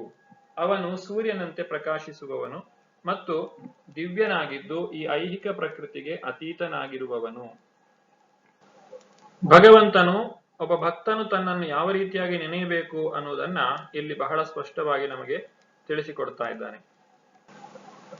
ಕವಿ ಎನ್ನುವಂತಹ ಪದಕ್ಕೆ ಭೂತಕಾಲ, ವರ್ತಮಾನ ಕಾಲ ಮತ್ತು ಭವಿಷ್ಯತ್ ಕಾಲದ ಬಗ್ಗೆ ಸಂಪೂರ್ಣವಾಗಿ ತಿಳಿದವನು ಎಂದು ಅರ್ಥ ಇದೆ. ಪುರಾಣಂ ಅಂತ ಹೇಳಿದ್ರೆ ಯಾರಿಗೆ ಆದಿ ಅನ್ನುವುದು ಇಲ್ಲವೋ, ಯಾರು ಎಲ್ಲದಕ್ಕೂ ಆದಿಯಾಗಿದ್ದಾನೋ ಅವನನ್ನ ಪುರಾಣಂ ಅಂತ ಹೇಳಿ ಕರೆಯುತ್ತಾರೆ. ಅಂದ್ರೆ ಹಿಂದಿನ ಈ ಏನು ವಿಶ್ವದ ಸೃಷ್ಟಿ ಆಗಿದೆ ಅದಕ್ಕಿಂತ ಹಿಂದೆಯೂ ಆತನು ಇದ್ದಾನೆ. ಅನುಶಾಸಿತಾರಂ, ಶಾಸನ, ಎಲ್ಲದರ ಮೇಲೂ ಶಾಸನವನ್ನ ಮಾಡುವವನು, ಅಂದ್ರೆ ಭಗವಂತನ ನಿಯಮದ ಪ್ರಕಾರವೇ ಎಲ್ಲವೂ ಕೂಡ ನಡೆಯುತ್ತಾ ಇದೆ. ಅಣೋರಣೀಯಂ, ಅವನು ಎಲ್ಲಕ್ಕಿಂತಲೂ ಸಣ್ಣವನಾಗಿದ್ದಾನೆ. ಸರ್ವಸ್ಯ ಧಾತಾರಂ, ಎಲ್ಲವನ್ನು ಕೂಡ ಅವನು ಪಾಲನೆ ಮಾಡ್ತಾ ಇದ್ದಾನೆ. ಅಚಿಂತ್ಯ, ಇಷ್ಟೆಲ್ಲ ಇದ್ರೂ ಅವನನ್ನು ಅರ್ಥ ಮಾಡಿಕೊಳ್ಳಿಕ್ಕೆ ನಮಗೆ ಸಾಧ್ಯ ಇಲ್ಲ. ರೂಪಂ, ಅವನಿಗೆ ಒಂದು ಸುಂದರವಾದಂತಹ ಭವ್ಯವಾದಂತಹ ಆಧ್ಯಾತ್ಮಿಕ ರೂಪ ಇದೆ. ಆದಿತ್ಯ ವರ್ಣಂ, ಭಗವಂತನ ಆ ಒಂದು ಶರೀರ ಅದು ಸೂರ್ಯನಂತೆ ಪ್ರಕಾಶಮಾನವಾಗಿದೆ. ತಮಸಾ ಪರಸ್ತಾತ್, ಆತನು ಈ ತಮೋಗುಣದಿಂದ ಅತೀತನಾಗಿದ್ದಾನೆ, ಆತನು ಶುದ್ಧ ಸತ್ವದಲ್ಲಿದ್ದಾನೆ. ಅನನ್ಯಚೇತ ಸತತಂ ಯೋ ಮಾಂ ಸ್ಮರತಿ ನಿತ್ಯಶಃ ತಸ್ಯಾಹಂ ಸುಲಭ ಪಾರ್ಥ ನಿತ್ಯಯುಕ್ತಸ್ಯ ಯೋಗಿನಃ. ಪಾರ್ಥ, ಅನನ್ಯ ಚಿತ್ತನಾಗಿ ಸದಾ ನನ್ನನ್ನು ಸ್ಮರಿಸುವವನಿಗೆ ನಾನು ಸುಲಭವಾಗಿ ಲಭ್ಯನು. ಭಕ್ತಿ ಸೇವೆಯಲ್ಲಿ ಅವನು ಸದಾ ನಿರತನಾಗಿರುವುದೇ ಇದಕ್ಕೆ ಕಾರಣ. ಭಗವಂತನನ್ನು ಸುಲಭವಾಗಿ ನಾವು ತಿಳಿಯಬೇಕು ಅಂತ ಹೇಳಿದ್ರೆ ನಾವು ಭಕ್ತಿಯನ್ನ ಮಾಡಬೇಕು. ಭಕ್ತಿಯನ್ನ ಮಾಡುವುದರಿಂದ ಅದು ಭಗವಂತನಿಗೂ ಪ್ರೀತಿಯಾಗ್ತದೆ, ನಮಗೂ ಕೂಡ ಸಂತೋಷವನ್ನ ಕೊಡ್ತದೆ. ಕರ್ಮಯೋಗ, ಜ್ಞಾನಯೋಗ, ಹಠಯೋಗ ಇವುಗಳೆಲ್ಲ ಎಲ್ಲರಿಗೂ ಸಾಧ್ಯವಾದದ್ದಲ್ಲ ಮತ್ತು ಅದು ಕಷ್ಟಕರವಾದಂತಹ ದಾರಿ. ಆದರೆ ಭಗವಂತನ ಭಕ್ತಿಯನ್ನ ಇಲ್ಲಿ ಭಗವಂತನೇ ತಿಳಿಸಿದಂತೆ ಯಾರು ಅನುಷ್ಠಾನ ಮಾಡ್ತಾರೋ, ಅದನ್ನ ಸರಿಯಾಗಿ ನಡೆಸಿಕೊಂಡು ಹೋಗ್ತಾರೋ ಅವರು ಖಂಡಿತವಾಗಿಯೂ ಈ ಭೌತಿಕ ಪ್ರಪಂಚದ ಭವಬಂಧನದಿಂದ ಪಾರಾಗುತ್ತಾರೆ. ಆಧ್ಯಾತ್ಮ ಸಾಧನೆಯಲ್ಲಿ ಅನೇಕ ರೀತಿಯಾದಂತಹ ದಾರಿಗಳಿದ್ದರೂ ಭಕ್ತಿ ಅನ್ನುವಂಥದ್ದು ಬಹಳ ಮುಖ್ಯ. ವ್ಯಕ್ತಿಯು ಕರ್ಮಯೋಗವನ್ನಾಗಲಿ, ಜ್ಞಾನಯೋಗವನ್ನಾಗಲಿ, ಅಷ್ಟಾಂಗ ಯೋಗವನ್ನಾಗಲಿ ಆಚರಿಸಿದರೂ ಅದರಲ್ಲಿ ಭಗವಂತನ ಕುರಿತಾಗಿ ಪ್ರೀತಿ ಅನ್ನುವಂಥದ್ದು ಇಲ್ಲದೆ ಹೋದರೆ ಆ ಎಲ್ಲ ಯೋಗಗಳು ಅಪರಿಪೂರ್ಣವಾಗಿಯೇ ಉಳಿಯುತ್ತವೆ. ಆದ್ದರಿಂದ ಭಗವಂತನಲ್ಲಿ ಪ್ರೀತಿ ಅಂದರೆ ಭಕ್ತಿ ಅದು ಎಲ್ಲ ಯೋಗಗಳಲ್ಲಿಯೂ ಇರಲೇಬೇಕಾದದ್ದು. ಅದರಲ್ಲಿಯೂ ಪ್ರತ್ಯೇಕವಾಗಿ ಭಕ್ತಿ ಯೋಗವನ್ನೇ ಯಾರು ಅಭ್ಯಾಸ ಮಾಡುತ್ತಾರೋ ಅವರಿಗೆ ತಸ್ಯಾಹಂ ಸುಲಭ ಪಾರ್ಥ ಅಂತ ಹೇಳಿ ಇಲ್ಲಿ ಹೇಳ್ತಾ ಇದ್ದಾರೆ. ಅಂತವರಿಗೆ ಭಗವಂತನು ಬಹಳ ಸುಲಭವಾಗಿ ದೊರಕ್ತಾನೆ. ಈಗ ಮುಂದಕ್ಕೆ ಭಗವಂತನು ಈ 15ನೇ ಶ್ಲೋಕದಿಂದ ಆಧ್ಯಾತ್ಮ ಲೋಕದ ಒಂದು ವಿಚಾರವನ್ನ ತಿಳಿಸಿಕೊಡ್ತಾನೆ. ನಾವು ಭಕ್ತಿಯನ್ನ ಮಾಡಿದ್ರೆ ಎಲ್ಲಿಗೆ ಹೋಗುತ್ತೇವೆ, ನಾವು ಹೋದಂತಹ ಸ್ಥಳಕ್ಕೂ ನಾವು ಈಗ ಇರುವಂತಹ ಸ್ಥಳಕ್ಕೂ ಏನು ವ್ಯತ್ಯಾಸ ಇದೆ ಅನ್ನುವುದನ್ನ ಭಗವಂತ ಈ ಮುಂದಿನ ಶ್ಲೋಕಗಳಲ್ಲಿ ತಿಳಿಸಿಕೊಡ್ತಾನೆ. ಮಾಮುಪೇತ್ಯ ಪುನರ್ಜನ್ಮ ದುಃಖಾಲಯಂ ಅಶಾಶ್ವತಂ ನಾಪ್ನುವಂತಿ ಮಹಾತ್ಮಾನ ಸಂಸಿದ್ಧಿಂ ಪರಮಾಂ ಗತ.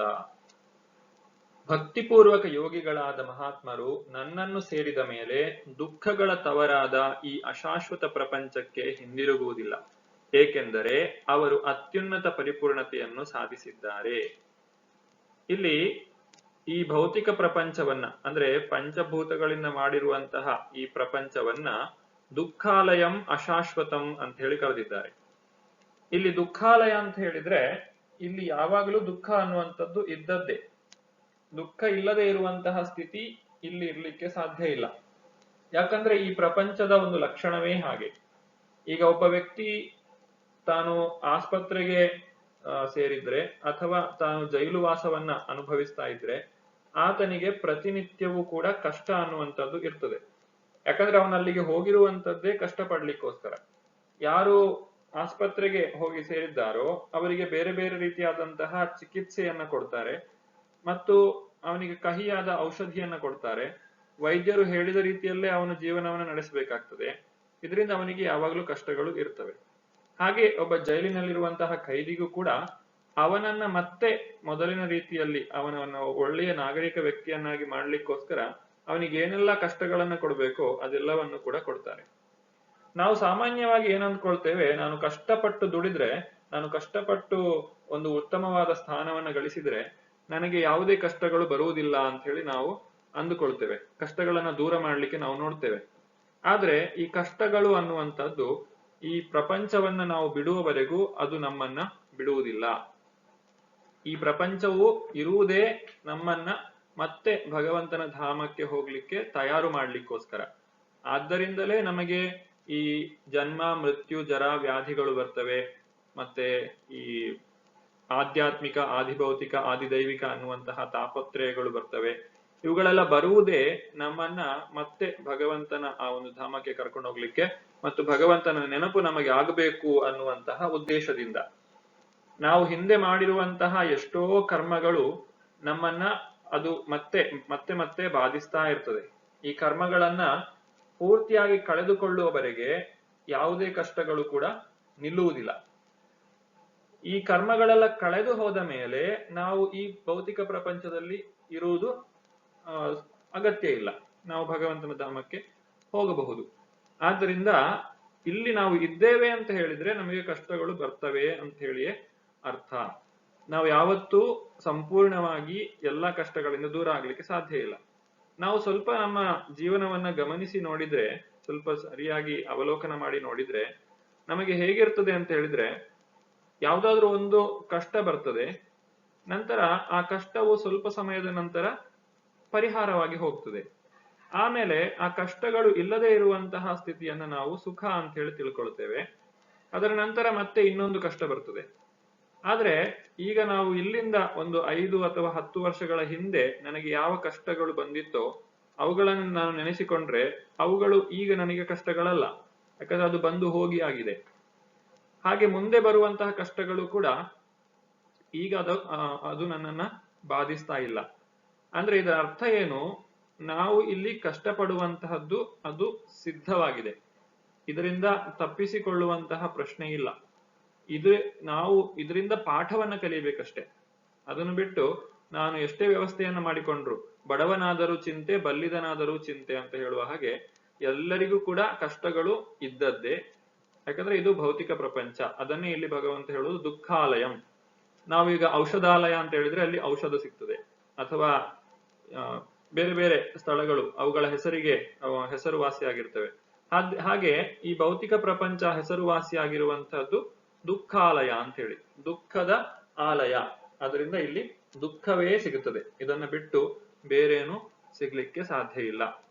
ಹಾಗಂತೇಳಿ ನಾನು ಇಲ್ಲೇ ದುಃಖವನ್ನ ಪಡ್ತಾ ಕಷ್ಟವನ್ನ ಪಡ್ತಾ ಜೀವನವನ್ನ ಶಾಶ್ವತವಾಗಿ ಕಳೀತೇನೆ ಅಂತ ಹೇಳಿದ್ರು ಆಗುದಿಲ್ಲ. ಇದು ಅಶಾಶ್ವತಂ. ಇಲ್ಲಿ ಮತ್ತೆ ಮತ್ತೆ ಹುಟ್ಟು ಸಾವುಗಳು ಅಂತ ಹೇಳಿ ಇರ್ತದೆ. ನಾವು ಎಷ್ಟೇ ಪ್ರಗತಿಯನ್ನ ಸಾಧಿಸಿದ್ರು ಈ ವಿಜ್ಞಾನದಲ್ಲಿ ಆಗ್ಲಿ ಅಥವಾ ಔಷಧದ ವಿಚಾರದಲ್ಲಿ ಆಗ್ಲಿ, ಆದ್ರೂ ಕೂಡ ನಮಗೆ ಈ ಜನ್ಮ ಮತ್ತೆ ಮೃತ್ಯುವನ್ನ ಗೆಲ್ಲಲಿಕ್ಕೆ ಇಲ್ಲಿ ತನಕ ಸಾಧ್ಯ ಆಗ್ಲಿಲ್ಲ. ಎಲ್ಲರೂ ಕೂಡ ಹುಟ್ಟಿದವರು ಸಾಯಲೇಬೇಕು, ಸತ್ತವರು ಮತ್ತೆ ಹುಟ್ಟಿ ಬರಲೇಬೇಕು. ಹಾಗಾಗಿ ಈ ಕಷ್ಟಗಳೆಲ್ಲ ಆ ಭಗವಂತನ ಒಂದು ಮೇಲ್ವಿಚಾರಣೆಯಲ್ಲೇ ಬರ್ತಾ ಇರುವಂತಹದ್ದು. ಯಾಕಂದ್ರೆ ಭಗವಂತ ಅತ್ಯಂತ ಕರುಣಾಪೂರ್ಣ ಮತ್ತು ಸರ್ವಶಕ್ತಿವಂತ. ನಮ್ಮ ಎಲ್ಲ ಕಷ್ಟಗಳು ಅವನಿಗೆ ಕಾಣುತ್ತದೆ ಮತ್ತು ಅವುಗಳನ್ನೆಲ್ಲ ಪರಿಹಾರ ಮಾಡುವಂತಹ ಶಕ್ತಿಯೂ ಅವನಿಗಿದೆ. ಆದರೂ ಅವನು ಎಲ್ಲ ಕಷ್ಟಗಳನ್ನ ದೂರ ಮಾಡುವುದಿಲ್ಲ. ಎಲ್ಲಿಯವರೆಗೆ ಅಂತ ಹೇಳಿದ್ರೆ ನಾವು ಅವನಿಗೆ ಸಂಪೂರ್ಣವಾಗಿ ಶರಣಾಗುವವರೆಗೆ. ಯಾಕಂದ್ರೆ ನಮ್ಮ ಎಲ್ಲಾ ಈ ಕಷ್ಟಗಳನ್ನ ದೂರ ಮಾಡಿಬಿಟ್ರೆ ವ್ಯಕ್ತಿಯು ಮತ್ತೆ ಇಂದ್ರಿಯ ಭೋಗದಲ್ಲಿ ತೊಡಗುತ್ತಾನೆ ಮತ್ತು ಆತನು ಭಗವಂತನನ್ನು ಸಂಪೂರ್ಣವಾಗಿ ಮರೆಯುತ್ತಾನೆ. ಇದು ಉದಾಹರಣೆಯನ್ನು ಕೂಡ ನಾವು ಸಮಾಜದಲ್ಲಿ ಕಾಣಬಹುದು. ಒಬ್ಬ ವ್ಯಕ್ತಿಗೆ ಒಂದು ತುಂಬಾ ಐಶ್ವರ್ಯ, ತುಂಬಾ ಹಣ ಬಂದಾಗ ಅಥವಾ ತುಂಬಾ ಹೆಸರು ಬಂದಾಗ ತಾನು ಭಗವಂತನನ್ನೇ ಮರೆತು ಬಿಡುವುದನ್ನು ನಾವು ಕಾಣ್ತೇವೆ. ಆದ್ರಿಂದ ಭಗವಂತ ತನ್ನ ನೆನಪನ್ನ ನಮಗೆ ಕೊಡ್ಲಿಕ್ಕೋಸ್ಕರ ನಮ್ಮನ್ನ ಮತ್ತೆ ಉತ್ತಮ ನಾಗರಿಕರಾಗಿ ಮಾಡಿ ಭಗವಂತನ ಧಾಮಕ್ಕೆ ಕರೆದುಕೊಂಡು ಹೋಗ್ಲಿಕ್ಕೋಸ್ಕರ ಆತನು ಈ ಎಲ್ಲಾ ಒಂದು ಕಷ್ಟಗಳನ್ನ ನಮ್ಮ ಆ ಒಂದು ಕರ್ಮದ ಮುಖಾಂತರ ನಮಗೆ ಕೊಡ್ತಾ ಇರ್ತಾನೆ. ಅದನ್ನೇ ಇಲ್ಲಿ ದುಃಖಾಲಯಂ ಅಶಾಶ್ವತಂ ಅಂತ ಹೇಳಿರುವಂತದ್ದು. ಆದ್ರೆ ಭಗವಂತನ ಧಾಮದಲ್ಲಿ ಇದು ಯಾವುದೂ ಇಲ್ಲ. ಅಲ್ಲಿ ಈ ದುಃಖಗಳಾಗ್ಲಿ ಅಥವಾ ಅಶಾಶ್ವತೆ ಅಂತ ಇಲ್ಲ. ಅಲ್ಲಿ ಹುಟ್ಟು ಅನ್ನುವುದೇ ಇಲ್ಲ, ಅಲ್ಲಿ ಸಾವು ಅನ್ನುವುದಿಲ್ಲ, ಮುಪ್ಪು ಇಲ್ಲ, ರೋಗ ಇಲ್ಲ. ನಮ್ಮ ಶರೀರವು ಭೌತಿಕವಾದಂತಹ ವಸ್ತುಗಳಿಂದ ಮಾಡಲ್ಪಟ್ಟಿಲ್ಲ. ಅಲ್ಲಿ ನಾವು ತಿನ್ನುವಂತಹ ಆಹಾರ ಇಲ್ಲಿ ತಿನ್ನುವಂತಹ ಆಹಾರಗಳ ಹಾಗೆ ಅಲ್ಲ. ಯಾಕಂದ್ರೆ ನಮ್ಮ ಈ ಶರೀರ ಆಗಿರುವಂತದ್ದು ಮಣ್ಣು, ನೀರು, ಗಾಳಿ, ಬೆಂಕಿ, ಆಕಾಶದಿಂದ. ಹಾಗಾಗಿ ನಾವು ತಿನ್ನುವಂತಹ ಆಹಾರವು ಕೂಡ ಮಣ್ಣು, ನೀರು, ಗಾಳಿ, ಬೆಂಕಿ, ಆಕಾಶದಿಂದಲೇ ಮಾಡಲ್ಪಟ್ಟಿರ್ತದೆ. ಆದ್ರೆ ಆಧ್ಯಾತ್ಮಿಕ ಪ್ರಪಂಚದಲ್ಲಿ ನಮಗೆ ಸಚ್ಚಿದಾನಂದವಾದ ಶರೀರ ಇರ್ತದೆ. ಆದ್ರಿಂದ ಅಲ್ಲಿ ನಮ್ಮ ಜೀವನ ಶೈಲಿಯು ಬಹಳ ಪ್ರತ್ಯೇಕವಾಗಿರ್ತದೆ, ಇಲ್ಲಿಯ ರೀತಿಯಲ್ಲಿ ಇರುವುದಿಲ್ಲ. ಆಧ್ಯಾತ್ಮ ಪ್ರಪಂಚದ ಕುರಿತಾಗಿ ತಿಳಿಸಿದ ಮೇಲೆ ಭಗವಂತ ಇಲ್ಲಿ ಭೌತಿಕ ಪ್ರಪಂಚದ ಬಗ್ಗೆ ತಿಳಿಸ್ತಾ ಇದ್ದಾನೆ. ಈಗ ಒಂದು ವೇಳೆ ನಾವು ಆಧ್ಯಾತ್ಮಿಕ ಪ್ರಪಂಚಕ್ಕೆ ಅಥವಾ ವೈಕುಂಠ ಲೋಕಕ್ಕೆ ಹೋಗದೆ ಇಲ್ಲೇ ಎಲ್ಲಾದ್ರೂ ಈ ಭೂಮಿಯನ್ನ ಬಿಟ್ಟು ಬೇರೆಲ್ಲಾದ್ರೂ ಒಂದು ಸ್ಥಳವನ್ನ ಹುಡುಕಿ ನೋಡಬಹುದಾ, ಅಲ್ಲಾದ್ರೂ ನಾನು ಸಂತೋಷವಾಗಿರ್ಬಹುದಾ ಅಂತ ಹೇಳಿದ್ರೆ ಕೃಷ್ಣ ಹೇಳ್ತಾ ಇದ್ದಾನೆ, ಆ ಪ್ರಯತ್ನವನ್ನೇ ಮಾಡಬೇಡ. ಯಾಕಂದ್ರೆ 14 ಲೋಕಗಳಲ್ಲೂ ಇದೇ ಕತೆ. ನಿನಗೆ ಎಲ್ಲಿ ಹೋದ್ರೂ ಸಂತೋಷ ಇಲ್ಲ, ಯಾಕಂದ್ರೆ ಇದನ್ನೆಲ್ಲ ನಾನೇ ಮಾಡಿರುವಂತಹದ್ದು. ಹಾಗಾಗಿ ಭಗವಂತ ಹೇಳ್ತಾನೆ, ಆ ಬ್ರಹ್ಮ ಭುವನ ಲೋಕ ಪುನರಾವರ್ತಿನೋ ಅರ್ಜುನ ಮಾಮುಪೇತ್ಯತು ಕೌಂತೇಯ ಪುನರ್ಜನ್ಮನ ವಿದ್ಯತೆ. ಐಹಿಕ ಜಗತ್ತಿನ ಅತ್ಯುನ್ನತ ಲೋಕದಿಂದ ಅತಿ ಕೆಳಗಿನ ಲೋಕದವರೆಗೆ ಎಲ್ಲಾ ಲೋಕಗಳು ದುಃಖದ ಆವಾಸಗಳೇ. ಇವುಗಳಲ್ಲಿ ಜನನ ಮರಣಗಳು ಮತ್ತೆ ಮತ್ತೆ ಆಗುತ್ತವೆ. ಆದರೆ ಕುಂತಿಯ ಪುತ್ರನಾದ ಅರ್ಜುನನೇ, ನನ್ನ ನಿವಾಸವನ್ನು ಸೇರಿದವನಿಗೆ ಪುನರ್ಜನ್ಮವಿಲ್ಲ. ಈ ಶ್ಲೋಕದಲ್ಲಿ ವಿವರಿಸಿರುವಂತಹ ಭೌತಿಕ ಪ್ರಪಂಚದ ವಿಚಾರಗಳು ಅಂದ್ರೆ ಮೊದಲ 2 ಲೈನ್ ನಲ್ಲಿ ಇಲ್ಲಿ ಹೇಳಿರುವಂತಹದ್ದು ಆ ಬ್ರಹ್ಮ ಭುವನ ಲೋಕ ಪುನರಾವರ್ತಿನೋ ಅರ್ಜುನ, ಇದು ಭೌತಿಕ ಪ್ರಪಂಚದ ಕುರಿತಾಗಿ ತಿಳಿಸುವಂತಹ ವಿಚಾರ. ಈ ವಿಚಾರದ ಕುರಿತಾಗಿ ಮುಂದಿನ 3 ಶ್ಲೋಕಗಳಲ್ಲಿ 17, 18, 19ನೇ ಶ್ಲೋಕಗಳಲ್ಲಿ ಇನ್ನಷ್ಟು ವಿವರವನ್ನು ಕೊಡಲಾಗ್ತದೆ. ಮತ್ತು ಆಧ್ಯಾತ್ಮಿಕ ಪ್ರಪಂಚದ ಕುರಿತಾಗಿ ಹೇಳಿರುವಂತಹ ವಿಚಾರ ಮಾಮುಪೇತ್ಯತು ಕೌಂತೆಯ ಪುನರ್ಜನ್ಮನ ವಿದ್ಯತೆ, ಇದರ ಕುರಿತಾಗಿ ಮುಂದಿನ 3 ಶ್ಲೋಕಗಳು ಅಂದ್ರೆ 20, 21, 22ನೇ ಶ್ಲೋಕಗಳಲ್ಲಿ ಭಗವಂತನು ತಿಳಿಸಿಕೊಡ್ತಾನೆ. ಭೌತಿಕ ಪ್ರಪಂಚ ಯಾವ ರೀತಿಯಾಗಿ ಕೆಲಸ ಮಾಡ್ತದೆ, ಇಲ್ಲಿನ ಸಮಯದ ವಿಚಾರವನ್ನ ಇಲ್ಲಿ ಭಗವಂತ ಹೇಳ್ತಾ ಇದ್ದಾನೆ. ಸಹಸ್ರಯುಗ ಪರ್ಯಂತಂ ಅಹರ್ಯದ್ ಬ್ರಹ್ಮಣೋ ವಿದುಹು ರಾತ್ರಿಂ ಯುಗ ಸಹಸ್ರಾಂತಾಂ ತೇಹೋ ರಾತ್ರವಿದೋ ಜನ. ಮನುಷ್ಯರ ಲೆಕ್ಕದ ಪ್ರಕಾರ 1000 ಯುಗಗಳು ಸೇರಿ ಬ್ರಹ್ಮನ ಒಂದು ದಿನ, ಅವನ ರಾತ್ರಿಗೂ ಇಷ್ಟೇ ಅವಧಿ. ಅವ್ಯಕ್ತಯ ಸರ್ವ ಪ್ರಭವಂತಿ ಅಹರಾಗಮೆ ರಾತ್ರ್ಯಾಗಮೆ ಪ್ರಲೀಯಂತೆ ತತ್ರೈವಾವ್ಯಕ್ತ ಸಂಜ್ಞಕೆ. ಬ್ರಹ್ಮನ ಹಗಲಿನ ಪ್ರಾರಂಭದಲ್ಲಿ ಎಲ್ಲ ಜೀವಿಗಳು ಅವ್ಯಕ್ತ ಸ್ಥಿತಿಯಿಂದ ಅಭಿವ್ಯಕ್ತಿ ಪಡೆಯುತ್ತಾರೆ. ಅನಂತರ ರಾತ್ರಿಯಾದಾಗ ಅವರು ಮತ್ತೆ ಅವ್ಯಕ್ತದಲ್ಲಿ ಲೀನವಾಗುತ್ತಾರೆ. ಭೂತಗ್ರಾಮ ಸಾಯ ಏವಾಯಂ ಭೂತ್ವಾ ಭೂತ್ವಾ ಪ್ರಲೀಯತೆ ರಾತ್ರ್ಯಾಗಮೆ ವಶಾಪಾರ್ಥ ಪ್ರಭವತಿ ಅಹರಾಗಮೆ. ಮತ್ತೆ ಮತ್ತೆ ಬ್ರಹ್ಮನಿಗೆ ಹಗಲಾದಾಗ ಈ ಎಲ್ಲ ಜೀವಿಗಳು ಮತ್ತೆ ಹುಟ್ಟುತ್ತವೆ. ಬ್ರಹ್ಮನಿಗೆ ರಾತ್ರಿಯಾದಾಗ ಅವೆಲ್ಲ ನಿಸ್ಸಹಾಯಕವಾಗಿ ನಾಶವಾಗುತ್ತವೆ. ಇಲ್ಲಿ ಭೌತಿಕ ಪ್ರಪಂಚ ಅಂದ್ರೆ ನಾವು ನಮ್ಮ ಒಂದು ಕಾಲ ಏನು ಇದೆ ಅದನ್ನ ಭಗವಂತ ಆ ಒಂದು ಬ್ರಹ್ಮನ ಸಮಯಕ್ಕೆ ಹೋಲಿಕೆ ಮಾಡಿ ತಿಳಿಸ್ತಾ ಇದ್ದಾನೆ. ನಮ್ಮಲ್ಲಿ ಸೃಷ್ಟಿ ಯಾವಾಗ ಆಗ್ತದೆ, ಯಾವಾಗ ಲಯವಾಗುತ್ತದೆ, ಇದೆಲ್ಲವೂ ಕೂಡ ಬ್ರಹ್ಮನ ಒಂದು ಸಮಯವನ್ನ ನೋಡಿಕೊಂಡು ತಿಳಿಸಲಾಗುತ್ತದೆ. ನಾವು ಸಾಮಾನ್ಯವಾಗಿ ಇಲ್ಲಿ 100 ವರ್ಷ ಬದುಕುತ್ತೇವೆ ಅಂತ ಹೇಳಿ ಅಪೇಕ್ಷೆ. ಜನರು 60ರಿಂದ 80 ವರ್ಷಕ್ಕೆ ತೀರಿಕೊಳ್ತಾರೆ, ಅಥವಾ 120 ವರ್ಷಗಳ ತನಕ ಬದುಕೋರು ಇದ್ದಾರೆ. ಆದ್ರೆ ಒಂದು ಲೆಕ್ಕದ ಪ್ರಕಾರ 100 ವರ್ಷ ಬದುಕ್ತೇವೆ ಅಂತ ಹೇಳಿ. ನಮ್ಮಲ್ಲಿ ಒಂದು ದಿನ ಅಂತ ಹೇಳಿದ್ರೆ 24 ಗಂಟೆ. ಅದು ಈ ಭೂಮಿಯ ತಿರುಗುವಿಕೆಯ ಮೇಲೆ ಬರ್ತದೆ. ಆದ್ರೆ ಬೇರೆ ಗ್ರಹವ್ಯೂಹಗಳಲ್ಲಿ ಈ ಸಮಯವು ಬೇರೆ ಬೇರೆ ಆಗಿರ್ತದೆ. ಈಗ ನಾವು ಚಂದ್ರನ ಮೇಲೆ ನೋಡಿದ್ರೆ ಅಲ್ಲಿ 14 ದಿನಗಳ ಕಾಲ ಹಗಲು ಇರ್ತದೆ. ಅಂದ್ರೆ ಭೂಮಿಯ 14 ದಿನಗಳ ಕಾಲ ಚಂದ್ರನಲ್ಲಿ ಹಗಲು ಇರ್ತದೆ. ಭೂಮಿಯ 14 ದಿನಗಳ ಕಾಲ ಇಲ್ಲಿ ರಾತ್ರಿ ಇರ್ತದೆ. ಇದನ್ನೇ ನಾವು ಕೃಷ್ಣ ಪಕ್ಷ, ಶುಕ್ಲ ಪಕ್ಷ ಅಂತ ಹೇಳೋದು. ಆಮೇಲೆ ಹುಣ್ಣಿಮೆ ಮತ್ತು ಅಮಾವಾಸ್ಯೆ ಅಂತ ಹೇಳ್ತೇವೆ. ಈ ರೀತಿ ಚಂದ್ರನಲ್ಲಿ ಭೂಮಿಗಿಂತ ವ್ಯತ್ಯಾಸವಾಗುವಂತಹ ಸಮಯ ಇದೆ. ಹಾಗೆ ಬೇರೆ ಬೇರೆ ಗ್ರಹಗಳು, ಈ ಮಂಗಳ ಇರಬಹುದು ಅಥವಾ ಶುಕ್ರ ಇರಬಹುದು, ಅವುಗಳ ತಿರುಗುವಿಕೆಯ ಒಂದು ವೇಗ ಬೇರೆ ಆಗಿರುವುದರಿಂದ ಅಲ್ಲಿ ಹಗಲಿನ ಪ್ರಮಾಣ ಬೇರೆ ಇರ್ತದೆ, ರಾತ್ರಿಯ ಪ್ರಮಾಣ ಬೇರೆ ಇರ್ತದೆ. ಹಾಗೆ ಬ್ರಹ್ಮನಿಗೆ ಕೂಡ ಆ ಒಂದು ಸಮಯ ಅದು ವ್ಯತ್ಯಾಸ ಇದೆ.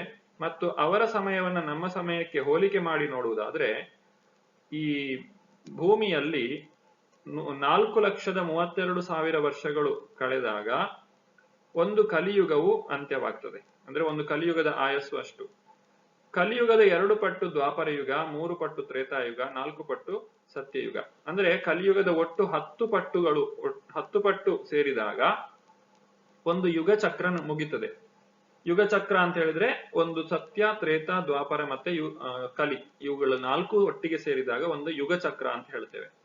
ಈ ರೀತಿಯಾಗಿ ಒಂದು ಯುಗ ಚಕ್ರ, ಅಥವಾ ಅದನ್ನ ಈ ದಿವ್ಯ ಯುಗ ಅಂತಾನು ಕರೀತಾರೆ.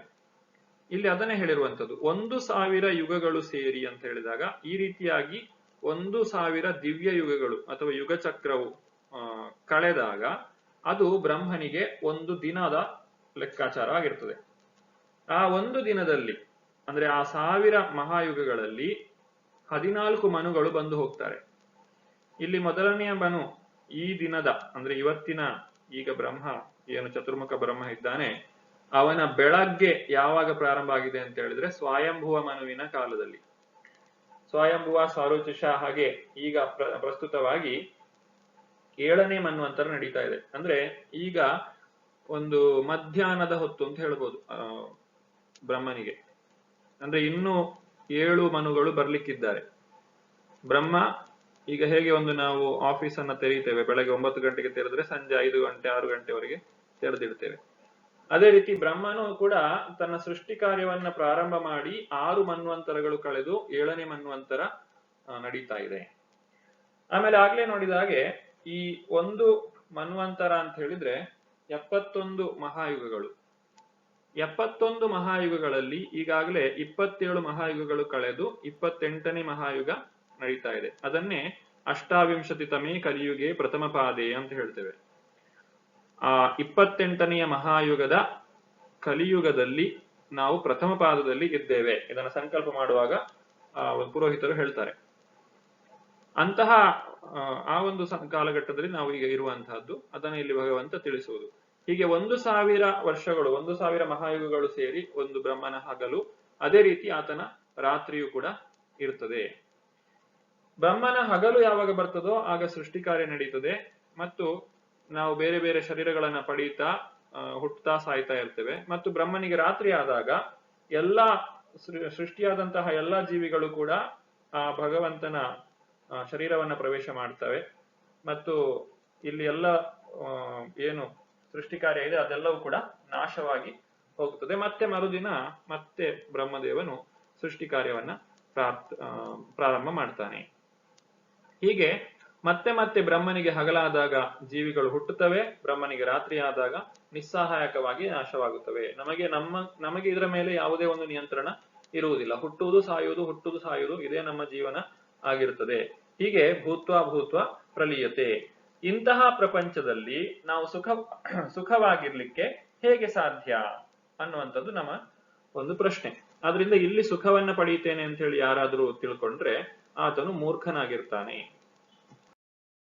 ಭೌತಿಕ ಪ್ರಪಂಚದ ಕುರಿತಾಗಿ ತಿಳಿಸಿದ ಮೇಲೆ ಮುಂದಿನ 3 ಶ್ಲೋಕಗಳಲ್ಲಿ ಭಗವಂತನು ಆಧ್ಯಾತ್ಮಿಕ ಲೋಕದ ಬಗ್ಗೆ ತಿಳಿಸಿಕೊಡುತ್ತಾನೆ. ಪರತಸ್ಮಾತ್ ಭಾವೋನ್ಯೋ ವ್ಯಕ್ತ ಅವ್ಯಕ್ತಾತ್ ಸನಾತನಃ ಯಾ ಸರ್ವೇಷು ಭೂತೇಷು ನಶ್ಯತ್ಸು ನ ವಿನಶ್ಯತಿ. ಆದರೆ ಇನ್ನೊಂದು ಅವ್ಯಕ್ತವಾದ ಪ್ರಕೃತಿ ಇದೆ. ಅದು ನಿತ್ಯವಾದದ್ದು ಮತ್ತು ಈ ವ್ಯಕ್ತ ಮತ್ತು ಅವ್ಯಕ್ತ ಜಡವಸ್ತುವನ್ನು ಮೀರಿದ್ದು. ಅದು ಪರಮೋನ್ನತವಾದದ್ದು ಮತ್ತು ಎಂದೂ ನಾಶವಾಗುವುದಿಲ್ಲ. ಈ ಜಗತ್ತಿನಲ್ಲಿರುವ ಎಲ್ಲವೂ ನಾಶವಾದಾಗ ಆ ಭಾಗವು ಇದ್ದಂತೆಯೇ ಇರುತ್ತದೆ. ಭೌತಿಕ ಪ್ರಪಂಚದಲ್ಲಿ ಜೀವಿಗಳು ಬ್ರಹ್ಮನ ಹಗಲಿನಲ್ಲಿ ಕಾಣಿಸಿಕೊಳ್ಳುತ್ತವೆ. ಅದನ್ನ ವ್ಯಕ್ತ ಅಂತ ಹೇಳಿ ಕರೀತೇವೆ. ಮತ್ತು ಯಾವಾಗ ಬ್ರಹ್ಮನಿಗೆ ರಾತ್ರಿ ಆಗುತ್ತದೋ ಆಗ ಜೀವಿಗಳು ಶರೀರವನ್ನ ಕಳೆದುಕೊಂಡು ಆ ಮಹಾವಿಷ್ಣುವಿನ ಆ ಒಂದು ಗರ್ಭೋದಕಶಾಹಿ ವಿಷ್ಣುವಿನ ಶರೀರದಲ್ಲಿ ಇರ್ತಾರೆ. ಅದು ಅವ್ಯಕ್ತವಾದಂತಹ ಸ್ಥಿತಿ. ಹೀಗೆ ಭೌತಿಕ ಪ್ರಪಂಚದಲ್ಲಿ ವ್ಯಕ್ತ ಮತ್ತು ಅವ್ಯಕ್ತ ಸ್ಥಿತಿಗಳು ನಡೆಯುತ್ತಾ ಇರ್ತವೆ. ಆದರೆ ಆಧ್ಯಾತ್ಮಿಕ ಪ್ರಪಂಚದಲ್ಲಿ ಯಾವತ್ತೂ ಕೂಡ ನಾಶ ಅನ್ನುವಂಥದ್ದಿಲ್ಲ. ಯಾಕಂದ್ರೆ ಅಲ್ಲಿ ಸೃಷ್ಟಿ ಅನ್ನುವಂಥದ್ದೇ ಇಲ್ಲ. ಇದು ಅನಾದಿ ಕಾಲದಿಂದಲೂ ಇರುವಂತಹದ್ದು. ಅಂತಹ ವೈಕುಂಠ ಲೋಕದಲ್ಲಿ ಜೀವಿಯು ಶಾಶ್ವತವಾಗಿರಲು ಸಾಧ್ಯ. ಭೌತಿಕ ಪ್ರಪಂಚಕ್ಕೆ ಇದು ವಿರುದ್ಧವಾದದ್ದು ಮತ್ತು ಅದು ಅವ್ಯಕ್ತವಾಗಿರುವಂತಹದ್ದು. ಅಂದ್ರೆ ನಮಗೆ ಅವ್ಯಕ್ತವಾದದ್ದು. ನಾವು ಈ ಸ್ಥಿತಿಯಲ್ಲಿ ಆ ಒಂದು ವೈಕುಂಠ ಲೋಕವನ್ನ ಕಾಣಲಿಕ್ಕೆ ಸಾಧ್ಯವಾಗ್ತಾ ಇಲ್ಲ. ಆದ್ರಿಂದ ಈ ಆಧ್ಯಾತ್ಮಿಕ ಲೋಕ ಅಥವಾ ವೈಕುಂಠ ಲೋಕವು ಅದನ್ನು ಕೂಡ ಇಲ್ಲಿ ಅವ್ಯಕ್ತ ಪ್ರಕೃತಿ ಅಂತ ಹೇಳಿ ಕರೆದಿದ್ದಾರೆ. ಅಲ್ಲಿ ರಾತ್ರಿ ಅನ್ನುವಂಥದ್ದಿಲ್ಲ. ಅಲ್ಲಿ ಸೂರ್ಯ ಚಂದ್ರರ ಅಗತ್ಯ ಇಲ್ಲ. ಆ ಒಂದು ಕತ್ತಲಾಗುವಂಥದ್ದೇ ಇಲ್ಲ. ಅಲ್ಲಿ ಎಲ್ಲವೂ ಕೂಡ ಸ್ವಯಂ ಪ್ರಭೆಯನ್ನ ಹೊಂದಿರುತ್ತದೆ. ಪ್ರತ್ಯೇಕವಾದ ಯಾವುದೇ ಬೆಳಕಿನ ಮೂಲದ ಅಗತ್ಯ ಅಲ್ಲಿ ಇರುವುದಿಲ್ಲ. ತನ್ನ ದಿವ್ಯಧಾಮದ ಬಗ್ಗೆ ತಿಳಿಸಿದ ನಂತರ ಭಗವಂತನು ಆ ದಿವ್ಯಧಾಮವನ್ನು ಪಡೆಯುವುದು ಹೇಗೆ ಅನ್ನೋದನ್ನ ತಿಳಿಸ್ತಾನೆ.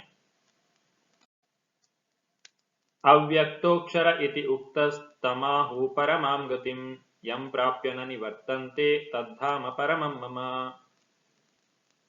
ಯಾವುದನ್ನು ವೇದಾಂತಿಗಳು ಅವ್ಯಕ್ತ ಮತ್ತು ಅಕ್ಷರ ಚ್ಯುತಿರಹಿತ ಎಂದು ವರ್ಣಿಸುತ್ತಾರೋ, ಯಾವುದನ್ನು ಪರಮಗತಿ ಎಂದು ತಿಳಿಯುತ್ತಾರೋ, ಯಾವ ಸ್ಥಾನವನ್ನು ಒಮ್ಮೆ ಸೇರಿದರೆ ಮನುಷ್ಯನು ಎಂದು ಹಿಂದಿರುಗುವುದಿಲ್ಲವೋ ಅದು ನನ್ನ ಪರಮ ನಿವಾಸ.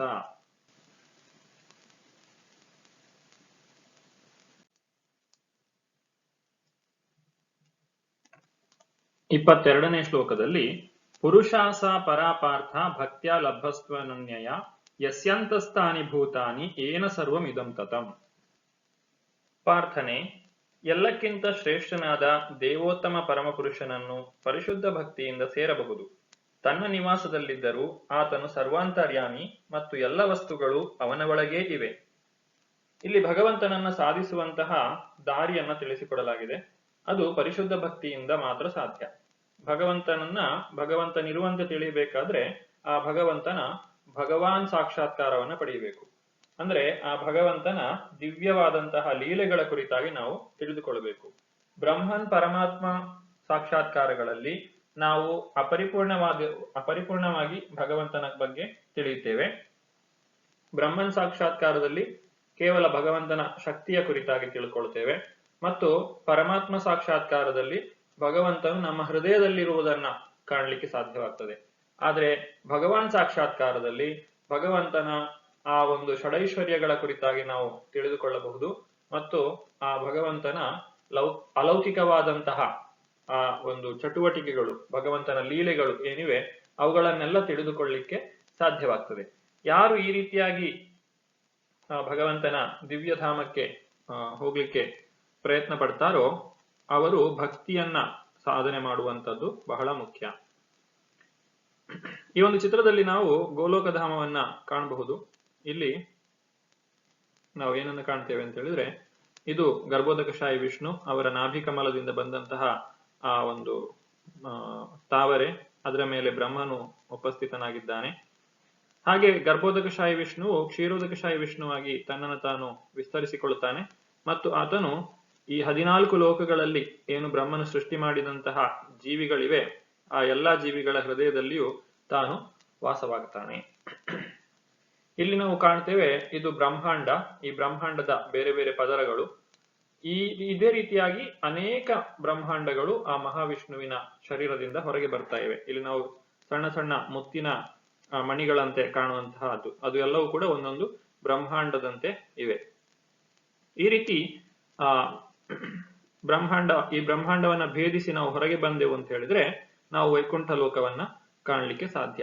ಆ ವೈಕುಂಠ ಲೋಕದಲ್ಲಿಯೂ ಅತ್ಯಂತ ಶ್ರೇಷ್ಠವಾದದ್ದು ಅಂತ ಹೇಳಿದ್ರೆ ಅದು ಆ ಗೋಲೋಕ ವೃಂದಾವನ. ಇದರ ಬಗ್ಗೆ ಭಗವಂತ ಇಲ್ಲಿ ತಿಳಿಸಿಕೊಡ್ತಾ ಇದ್ದಾನೆ. ಇದನ್ನು ನಾವು ಸಾಧಿಸಬೇಕು ಅಂತ ಹೇಳಿದ್ರೆ ನಾವು ಭಗವಂತನ ಭಕ್ತಿಯನ್ನ ಮಾಡಬೇಕು. ಭಗವಂತನ ಭಕ್ತಿಯನ್ನ ಮಾಡಿ ಯಾರು ಸಾಧನೆಯನ್ನ ಮಾಡ್ತಾರೋ ಅವರು ಭಗವಂತನ ಲೀಲೆಗಳನ್ನ ತಿಳಿದುಕೊಳ್ತಾರೆ. ಅವರನ್ನ ನೇರವಾಗಿ ವೈಕುಂಠಕ್ಕೆ ಕರೆದುಕೊಂಡು ಹೋಗುವುದಿಲ್ಲ, ಬದಲಾಗಿ ಬೇರೆ ಬೇರೆ ಬ್ರಹ್ಮಾಂಡಗಳಲ್ಲಿ ನಡೀತಾ ಇರುವಂತಹ ಭಗವಂತನ ಚಟುವಟಿಕೆಗಳನ್ನ ಕಾಣುವಂತಹ, ಆ ಚಟುವಟಿಕೆಗಳಲ್ಲಿ ಪಾಲ್ಗೊಳ್ಳುವಂತಹ ಅವಕಾಶವನ್ನ ಅವರಿಗೆ ನೀಡಲಾಗ್ತದೆ. ಇಲ್ಲಿ ನಾವು ಕಾಣ್ತೇವೆ ಹೇಗೆ ಶ್ರೀಕೃಷ್ಣನು ವೃಂದಾವನದಲ್ಲಿ ತನ್ನ ಬೇರೆ ಬೇರೆ ಲೀಲೆಗಳನ್ನ ಮಾಡ್ತಾ ಇದ್ದಾನೆ. ಆತನು ಗೋವುಗಳ ಜೊತೆಗೆ ಆಟ ಆಡ್ತಾ ಇದ್ದಾನೆ, ಯಮುನಾ ನದಿಯಲ್ಲಿ ವಿಹರಿಸ್ತಾ ಇದ್ದಾನೆ, ತಾಯಿ ಯಶೋದೆಯ ಮುಂದೆ ತುಂಟಾಟವನ್ನ ಮಾಡ್ತಾ ಇದ್ದಾನೆ. ಇದೆಲ್ಲವೂ ಕೂಡ ಆ ಭಗವಂತನ ದಿವ್ಯವಾದಂತಹ ಚಟುವಟಿಕೆಗಳು. ಭಗವಂತನ ಚಟುವಟಿಕೆಗಳು ನಮ್ಮ ಹಾಗೆ ಅಲ್ಲ. ಯಾಕಂದ್ರೆ ತಾಯಿಯ ಮಡಿಲಲ್ಲಿರ್ಬೇಕಾದ್ರೆ ಕೃಷ್ಣನು ಆ ಪೂತನಿ ಎನ್ನುವಂತಹ ರಾಕ್ಷಸಿಯನ್ನ ಕೊಂದಿದ್ದಾನೆ. ಹಾಗೆ ಅಗಾಸುರ ಬಕಾಸುರರಂತಹ ಮಹಾನ್ ರಾಕ್ಷಸರನ್ನು ಯಾರಿಗೆ ಅವರನ್ನ ದೇವತೆಗಳಿಗೂ ಕೂಡ ಅವರನ್ನ ಸಾಯಿಸಲಿಕ್ಕೆ ಸಾಧ್ಯ ಆಗ್ತಾ ಇರಲಿಲ್ಲ. ಆದ್ರೂ ಶ್ರೀಕೃಷ್ಣನು ಅವರನ್ನ ಒಂದು ಆಟದ ವಸ್ತುಗಳ ಹಾಗೆ ಮುರಿದು ಬಿಸಾಡಿದಾನೆ. ಅಂದ್ರೆ ಆ ಭಗವಂತನ ಶಕ್ತಿಯನ್ನು ನಾವು ಅರ್ಥ ಮಾಡಿಕೊಳ್ಳಬಹುದು. ಭಗವಂತ ಯಾಕೆ ಈ ಎಲ್ಲ ಲೀಲೆಗಳನ್ನ ಮಾಡ್ತಾನೆ ಅಂತ ಹೇಳಿದ್ರೆ ತನ್ನ ಭಕ್ತರನ್ನ ಆಕರ್ಷಿಸ್ಲಿಕ್ಕೋಸ್ಕರ, ಆ ದಿವ್ಯಧಾಮದ ಒಂದು ಚಿತ್ರಣವನ್ನ ನಮಗೆ ಕೊಡ್ಲಿಕ್ಕೋಸ್ಕರ. ಆ ಭಗವಂತನ ಚಟುವಟಿಕೆಗಳ ಮೇಲೆ ನಾವು ಗಮನವನ್ನ ಹರಿಸುವ ಮೂಲಕ ನಮ್ಮ ಭೌತಿಕವಾದಂತಹ ಅಸ್ತಿತ್ವವನ್ನ ಕಳೆದುಕೊಂಡು ನಾವು ಆಧ್ಯಾತ್ಮಿಕ ಲೋಕಕ್ಕೆ ಹೋಗ್ಲಿಕ್ಕೆ ಸಾಧ್ಯವಾಗ್ತದೆ. ಅದು ಇಲ್ಲಿ ಮುಖ್ಯವಾದಂತಹ ಒಂದು ಅಂಶ. ಹಾಗೆ ಸಾಯುವ ಕಾಲದಲ್ಲಿ ಯಾವ ವ್ಯಕ್ತಿ ಭಗವಂತನ ಈ ಲೀಲೆಗಳನ್ನ ನೆನಪು ಮಾಡಿಕೊಳ್ತಾನೋ ಆತನು ನೇರವಾಗಿ ಭಗವಂತನ ಧಾಮಕ್ಕೆ ಹೋಗ್ತಾನೆ. ಆದ್ದರಿಂದಲೇ ಇಲ್ಲಿ ಕುಲಶೇಖರ ಆಳ್ವಾರರು ತಮ್ಮ ಮುಕುಂದಮಾಲಾ ಸ್ತೋತ್ರದಲ್ಲಿ ಈ ರೀತಿಯಾಗಿ ಹಾಡ್ತಾರೆ. ಕೃಷ್ಣ ತ್ವದೀಯ ಪದ ಪಂಕಜ ಪಂಜರಾಂತಂ ಅದ್ವೈತಂ ಯುಷತು ಮೇ ಮಾನಸ ರಾಜಹಂಸ ಪ್ರಾಣ ಪ್ರಯಾಣ ಸಮಯೇ ಕಫವಾತ ಪಿತ್ತರೇ ಕಂಠಾವರೋಧನ ವಿಧೌ ಸ್ಮರಣಂ ಕುತಸ್ತೆ. ನನ್ನ ಪ್ರಭು ಕೃಷ್ಣನೇ, ನನ್ನ ಮಾನಸ ಹಂಸವು ತಕ್ಷಣವೇ ನಿನ್ನ ಪಾದಕಮಲದ ಏಟುಗಳಲ್ಲಿ ಮುಳುಗಿ ಅಲ್ಲಿನ ಬಳ್ಳಿಗಳಲ್ಲಿಯೇ ಸಿಲುಕಿಕೊಳ್ಳಲಿ. ಇಲ್ಲದಿದ್ದರೆ ನಾನು ಕೊನೆಯುಸಿರು ಎಳೆಯುವಾಗ, ನನ್ನ ಗಂಟಲು ಕೆಮ್ಮಿನಿಂದ ಕಟ್ಟಿ ಹೋಗಿರುವಾಗ ನಿನ್ನನ್ನು ಕುರಿತು ಚಿಂತಿಸಲು ಹೇಗೆ ಸಾಧ್ಯವಾದೀತು? ಇಲ್ಲಿ ಕುಲಶೇಖರ ಆಳ್ವಾರರು ಹೇಳುವಂತದ್ದು ಏನವರು ಹೇಳ್ತಾ ಇದ್ದಾರೆ ಅಂತ ಹೇಳಿದ್ರೆ, ಭಗವಂತ ನನ್ನ ಈ ಒಂದು ಪ್ರಾಣ ಇದು ಈಗಲೇ ಹೊರಟು ಹೋಗಲಿ, ಯಾಕಂದ್ರೆ ನನಗೀಗ ನಿನ್ನ ನೆನಪಾಗ್ತಾ ಇದೆ. ಆ ಒಂದು ನಿನ್ನ ಪಾದ ಕಮಲಗಳನ್ನುವಂತಹ ಆ ಕಮಲದ ದಂಟುಗಳಲ್ಲಿ ಅದರಲ್ಲಿ ನಾನು ನನ್ನ ಮನಸ್ಸನ್ನ ಈಗ ಸ್ಥಿರವಾಗಿಡ್ಲಿಕ್ಕೆ ಸಾಧ್ಯ ಆಗ್ತಾ ಇದೆ. ಯಾರಿಗೆ ಗೊತ್ತು ಸಾಯುವ ಸಮಯದಲ್ಲಿ ನಾನು ಯಾವ ಸ್ಥಿತಿಯಲ್ಲಿ ಇರ್ತೇನೆ ಅಂತ ಹೇಳಿ. ಆ ಕಫವಾತ ಪಿತ್ತಗಳು ನನ್ನನ್ನು ಬಾಧಿಸ್ತಾ ಇರುವಾಗ ನಿನ್ನನ್ನು ನೆನಪು ಮಾಡ್ಲಿಕ್ಕೆ ನನಗೆ ಸಾಧ್ಯ ಆಗ್ತದೋ ಇಲ್ವೋ. ಆದ್ರಿಂದ ಈಗಲೇ ನನ್ನನ್ನು ನೀನು ಕರೆಸ್ಕೊಂಡು ಬಿಡು ಅಂತ ಹೇಳಿ ಇಲ್ಲಿ ಭಗವಂತ ಇಲ್ಲಿ ರಾಜನಾದಂತಹ ಕುಲಶೇಖರ ಆಳ್ವಾರರು ತಿಳಿಸಿಕೊಡ್ತಾ ಇದ್ದಾರೆ. ಈ ರೀತಿ ಭಗವಂತನನ್ನು ನಾವು ಭಕ್ತಿಯಿಂದ ಮಾತ್ರ ಪಡೆಯಲು ಸಾಧ್ಯವಾಗ್ತದೆ. ಹೀಗೆ 20, 21, 22ನೇ ಶ್ಲೋಕಗಳಲ್ಲಿ ಭಗವಂತನು ಆ ವೈಕುಂಠ ಲೋಕದ ವಿವರಣೆಯನ್ನ ಕೊಟ್ಟಿದ್ದಾನೆ. ಈ ಪ್ರಪಂಚವು ದುಃಖಾಲಯವೋ ಅಥವಾ ಸುಖಾಲಯವೋ ಎಂದು ನಿಮಗೆ ಮನವರಿಕೆಯಾಗಿದೆಯೇ? ಇದನ್ನ ನೀವೇ ನಿರ್ಧಾರ ಮಾಡಬಹುದು. ಈ ಪ್ರಪಂಚವನ್ನ ಒಮ್ಮೆ ನೋಡಿ, ಯಾರು ಸುಖವಾಗಿದ್ದಾರೆ, ಯಾರಾದ್ರೂ ಇಲ್ಲಿ ಯಾವುದೇ ಕಷ್ಟಗಳಿಲ್ಲದೆ ಜೀವಿಸಲಿಕ್ಕೆ ಸಾಧ್ಯ ಇದೆಯೋ ಅನ್ನೋದನ್ನು ನಾವು ಸ್ವಲ್ಪ ಗಮನವಿಟ್ಟು ನೋಡಿದ್ರೆ ನಮಗೆ ಗೊತ್ತಾಗ್ತದೆ. ನಾವು ಈ ಪ್ರಪಂಚವನ್ನ ಒಂದು ಭೋಗದ ಭೂಮಿಯಾಗಿ ಅಥವಾ ನನ್ನ ಸಂತೋಷಕ್ಕಾಗಿ ಇರುವಂತಹ ಜಾಗ ಅಂತ ಹೇಳಿ ತಿಳ್ಕೊಂಡ್ರೆ ನಾವು ಯಾವಾಗ್ಲೂ ದುಃಖದಲ್ಲೇ ಇರಬೇಕಾಗ್ತದೆ. ಯಾಕಂದ್ರೆ ಇದು ಆ ಒಂದು ಸ್ಥಾನ ಅಲ್ಲ. ನಾವು ಇಲ್ಲಿ ಇಲ್ಲದೆ ಇರುವುದನ್ನ ಅಪೇಕ್ಷಿಸ್ತೇವೆ. ಆದ್ರೆ ನಿಜವಾಗಿ ಈ ಒಂದು ಪ್ರಪಂಚ ಅನ್ನುವಂಥದ್ದು ನಮ್ಮ ಸುಧಾರಣೆಗೋಸ್ಕರ ಇರುವಂತಹದ್ದು. ಆದ್ರಿಂದ ಈ ಪ್ರಪಂಚದಲ್ಲಿ ನಾವು ಬದುಕುವಷ್ಟು ಕಾಲವೂ ಭಗವಂತನ ಭಕ್ತಿಯನ್ನ ಮಾಡಿದ್ರೆ ಅದು ನಮಗೆ ಮುಂದಿನ ಜನ್ಮದಲ್ಲಿ ಅಥವಾ ಈ ಶರೀರವನ್ನ ನಾವು ತ್ಯಾಗ ಮಾಡಿದ ಮೇಲೆ ಆ ಭಗವಂತನ ಶಾಶ್ವತ ಧಾಮಕ್ಕೆ ಹೋಗ್ಲಿಕ್ಕೆ ಸಹಾಯ ಮಾಡ್ತದೆ.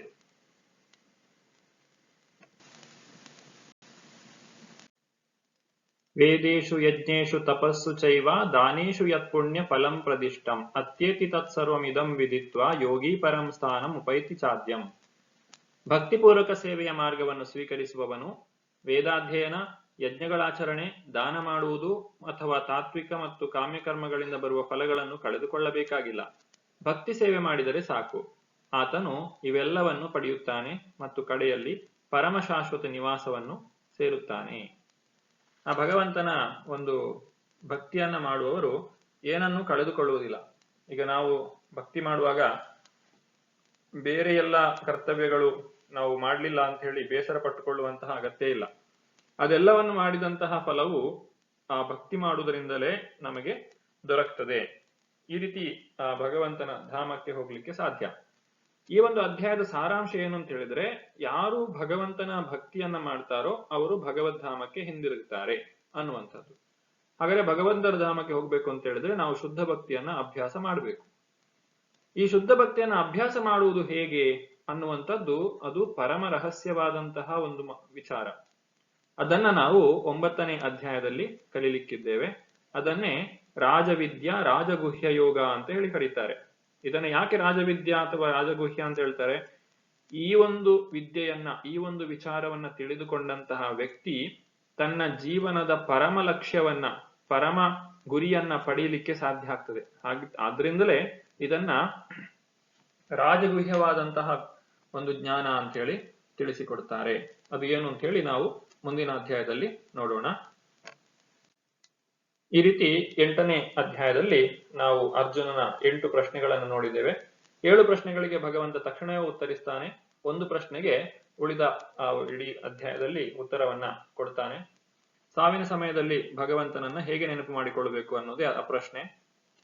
ನಂತರ ಭಗವಂತನು ಮಿಶ್ರ ಭಕ್ತಿಯ ಬಗ್ಗೆ ಹೇಳ್ತಾನೆ, ಶುದ್ಧ ಭಕ್ತಿಯ ಬಗ್ಗೆ ಹೇಳಿಕೊಡ್ತಾನೆ, ಆಧ್ಯಾತ್ಮಿಕ ಪ್ರಪಂಚ ಮತ್ತು ಭೌತಿಕ ಪ್ರಪಂಚದ ವ್ಯತ್ಯಾಸವನ್ನ ತಿಳಿಸಿಕೊಟ್ಟು ಕೊನೆಯದಾಗಿ ಶುದ್ಧ ಭಕ್ತಿಯನ್ನ ಮಾಡಿದವರು ಏನನ್ನೂ ಕಳೆದುಕೊಳ್ಳುವುದಿಲ್ಲ, ಅವರು ಎಲ್ಲವನ್ನೂ ಪಡೆಯುತ್ತಾರೆ ಮತ್ತು ಭಗವಂತನ ಧಾಮಕ್ಕೆ, ವೈಕುಂಠ ಲೋಕಕ್ಕೆ ಹೋಗಲಿಕ್ಕೂ ಅವರಿಗೆ ಸಾಧ್ಯವಾಗ್ತದೆ ಅಂತ ಹೇಳಿ ಇಲ್ಲಿ ಭಗವಂತನು ತಿಳಿಸಿಕೊಡ್ತಾನೆ. ಇಲ್ಲಿಗೆ ಇವತ್ತಿನ ಈ ಒಂದು ತರಗತಿಗೆ ವಿರಾಮವನ್ನು ಕೊಡ್ತಾ ಇದ್ದಾನೆ. ಧನ್ಯವಾದಗಳು. ಹರೇ ಕೃಷ್ಣ.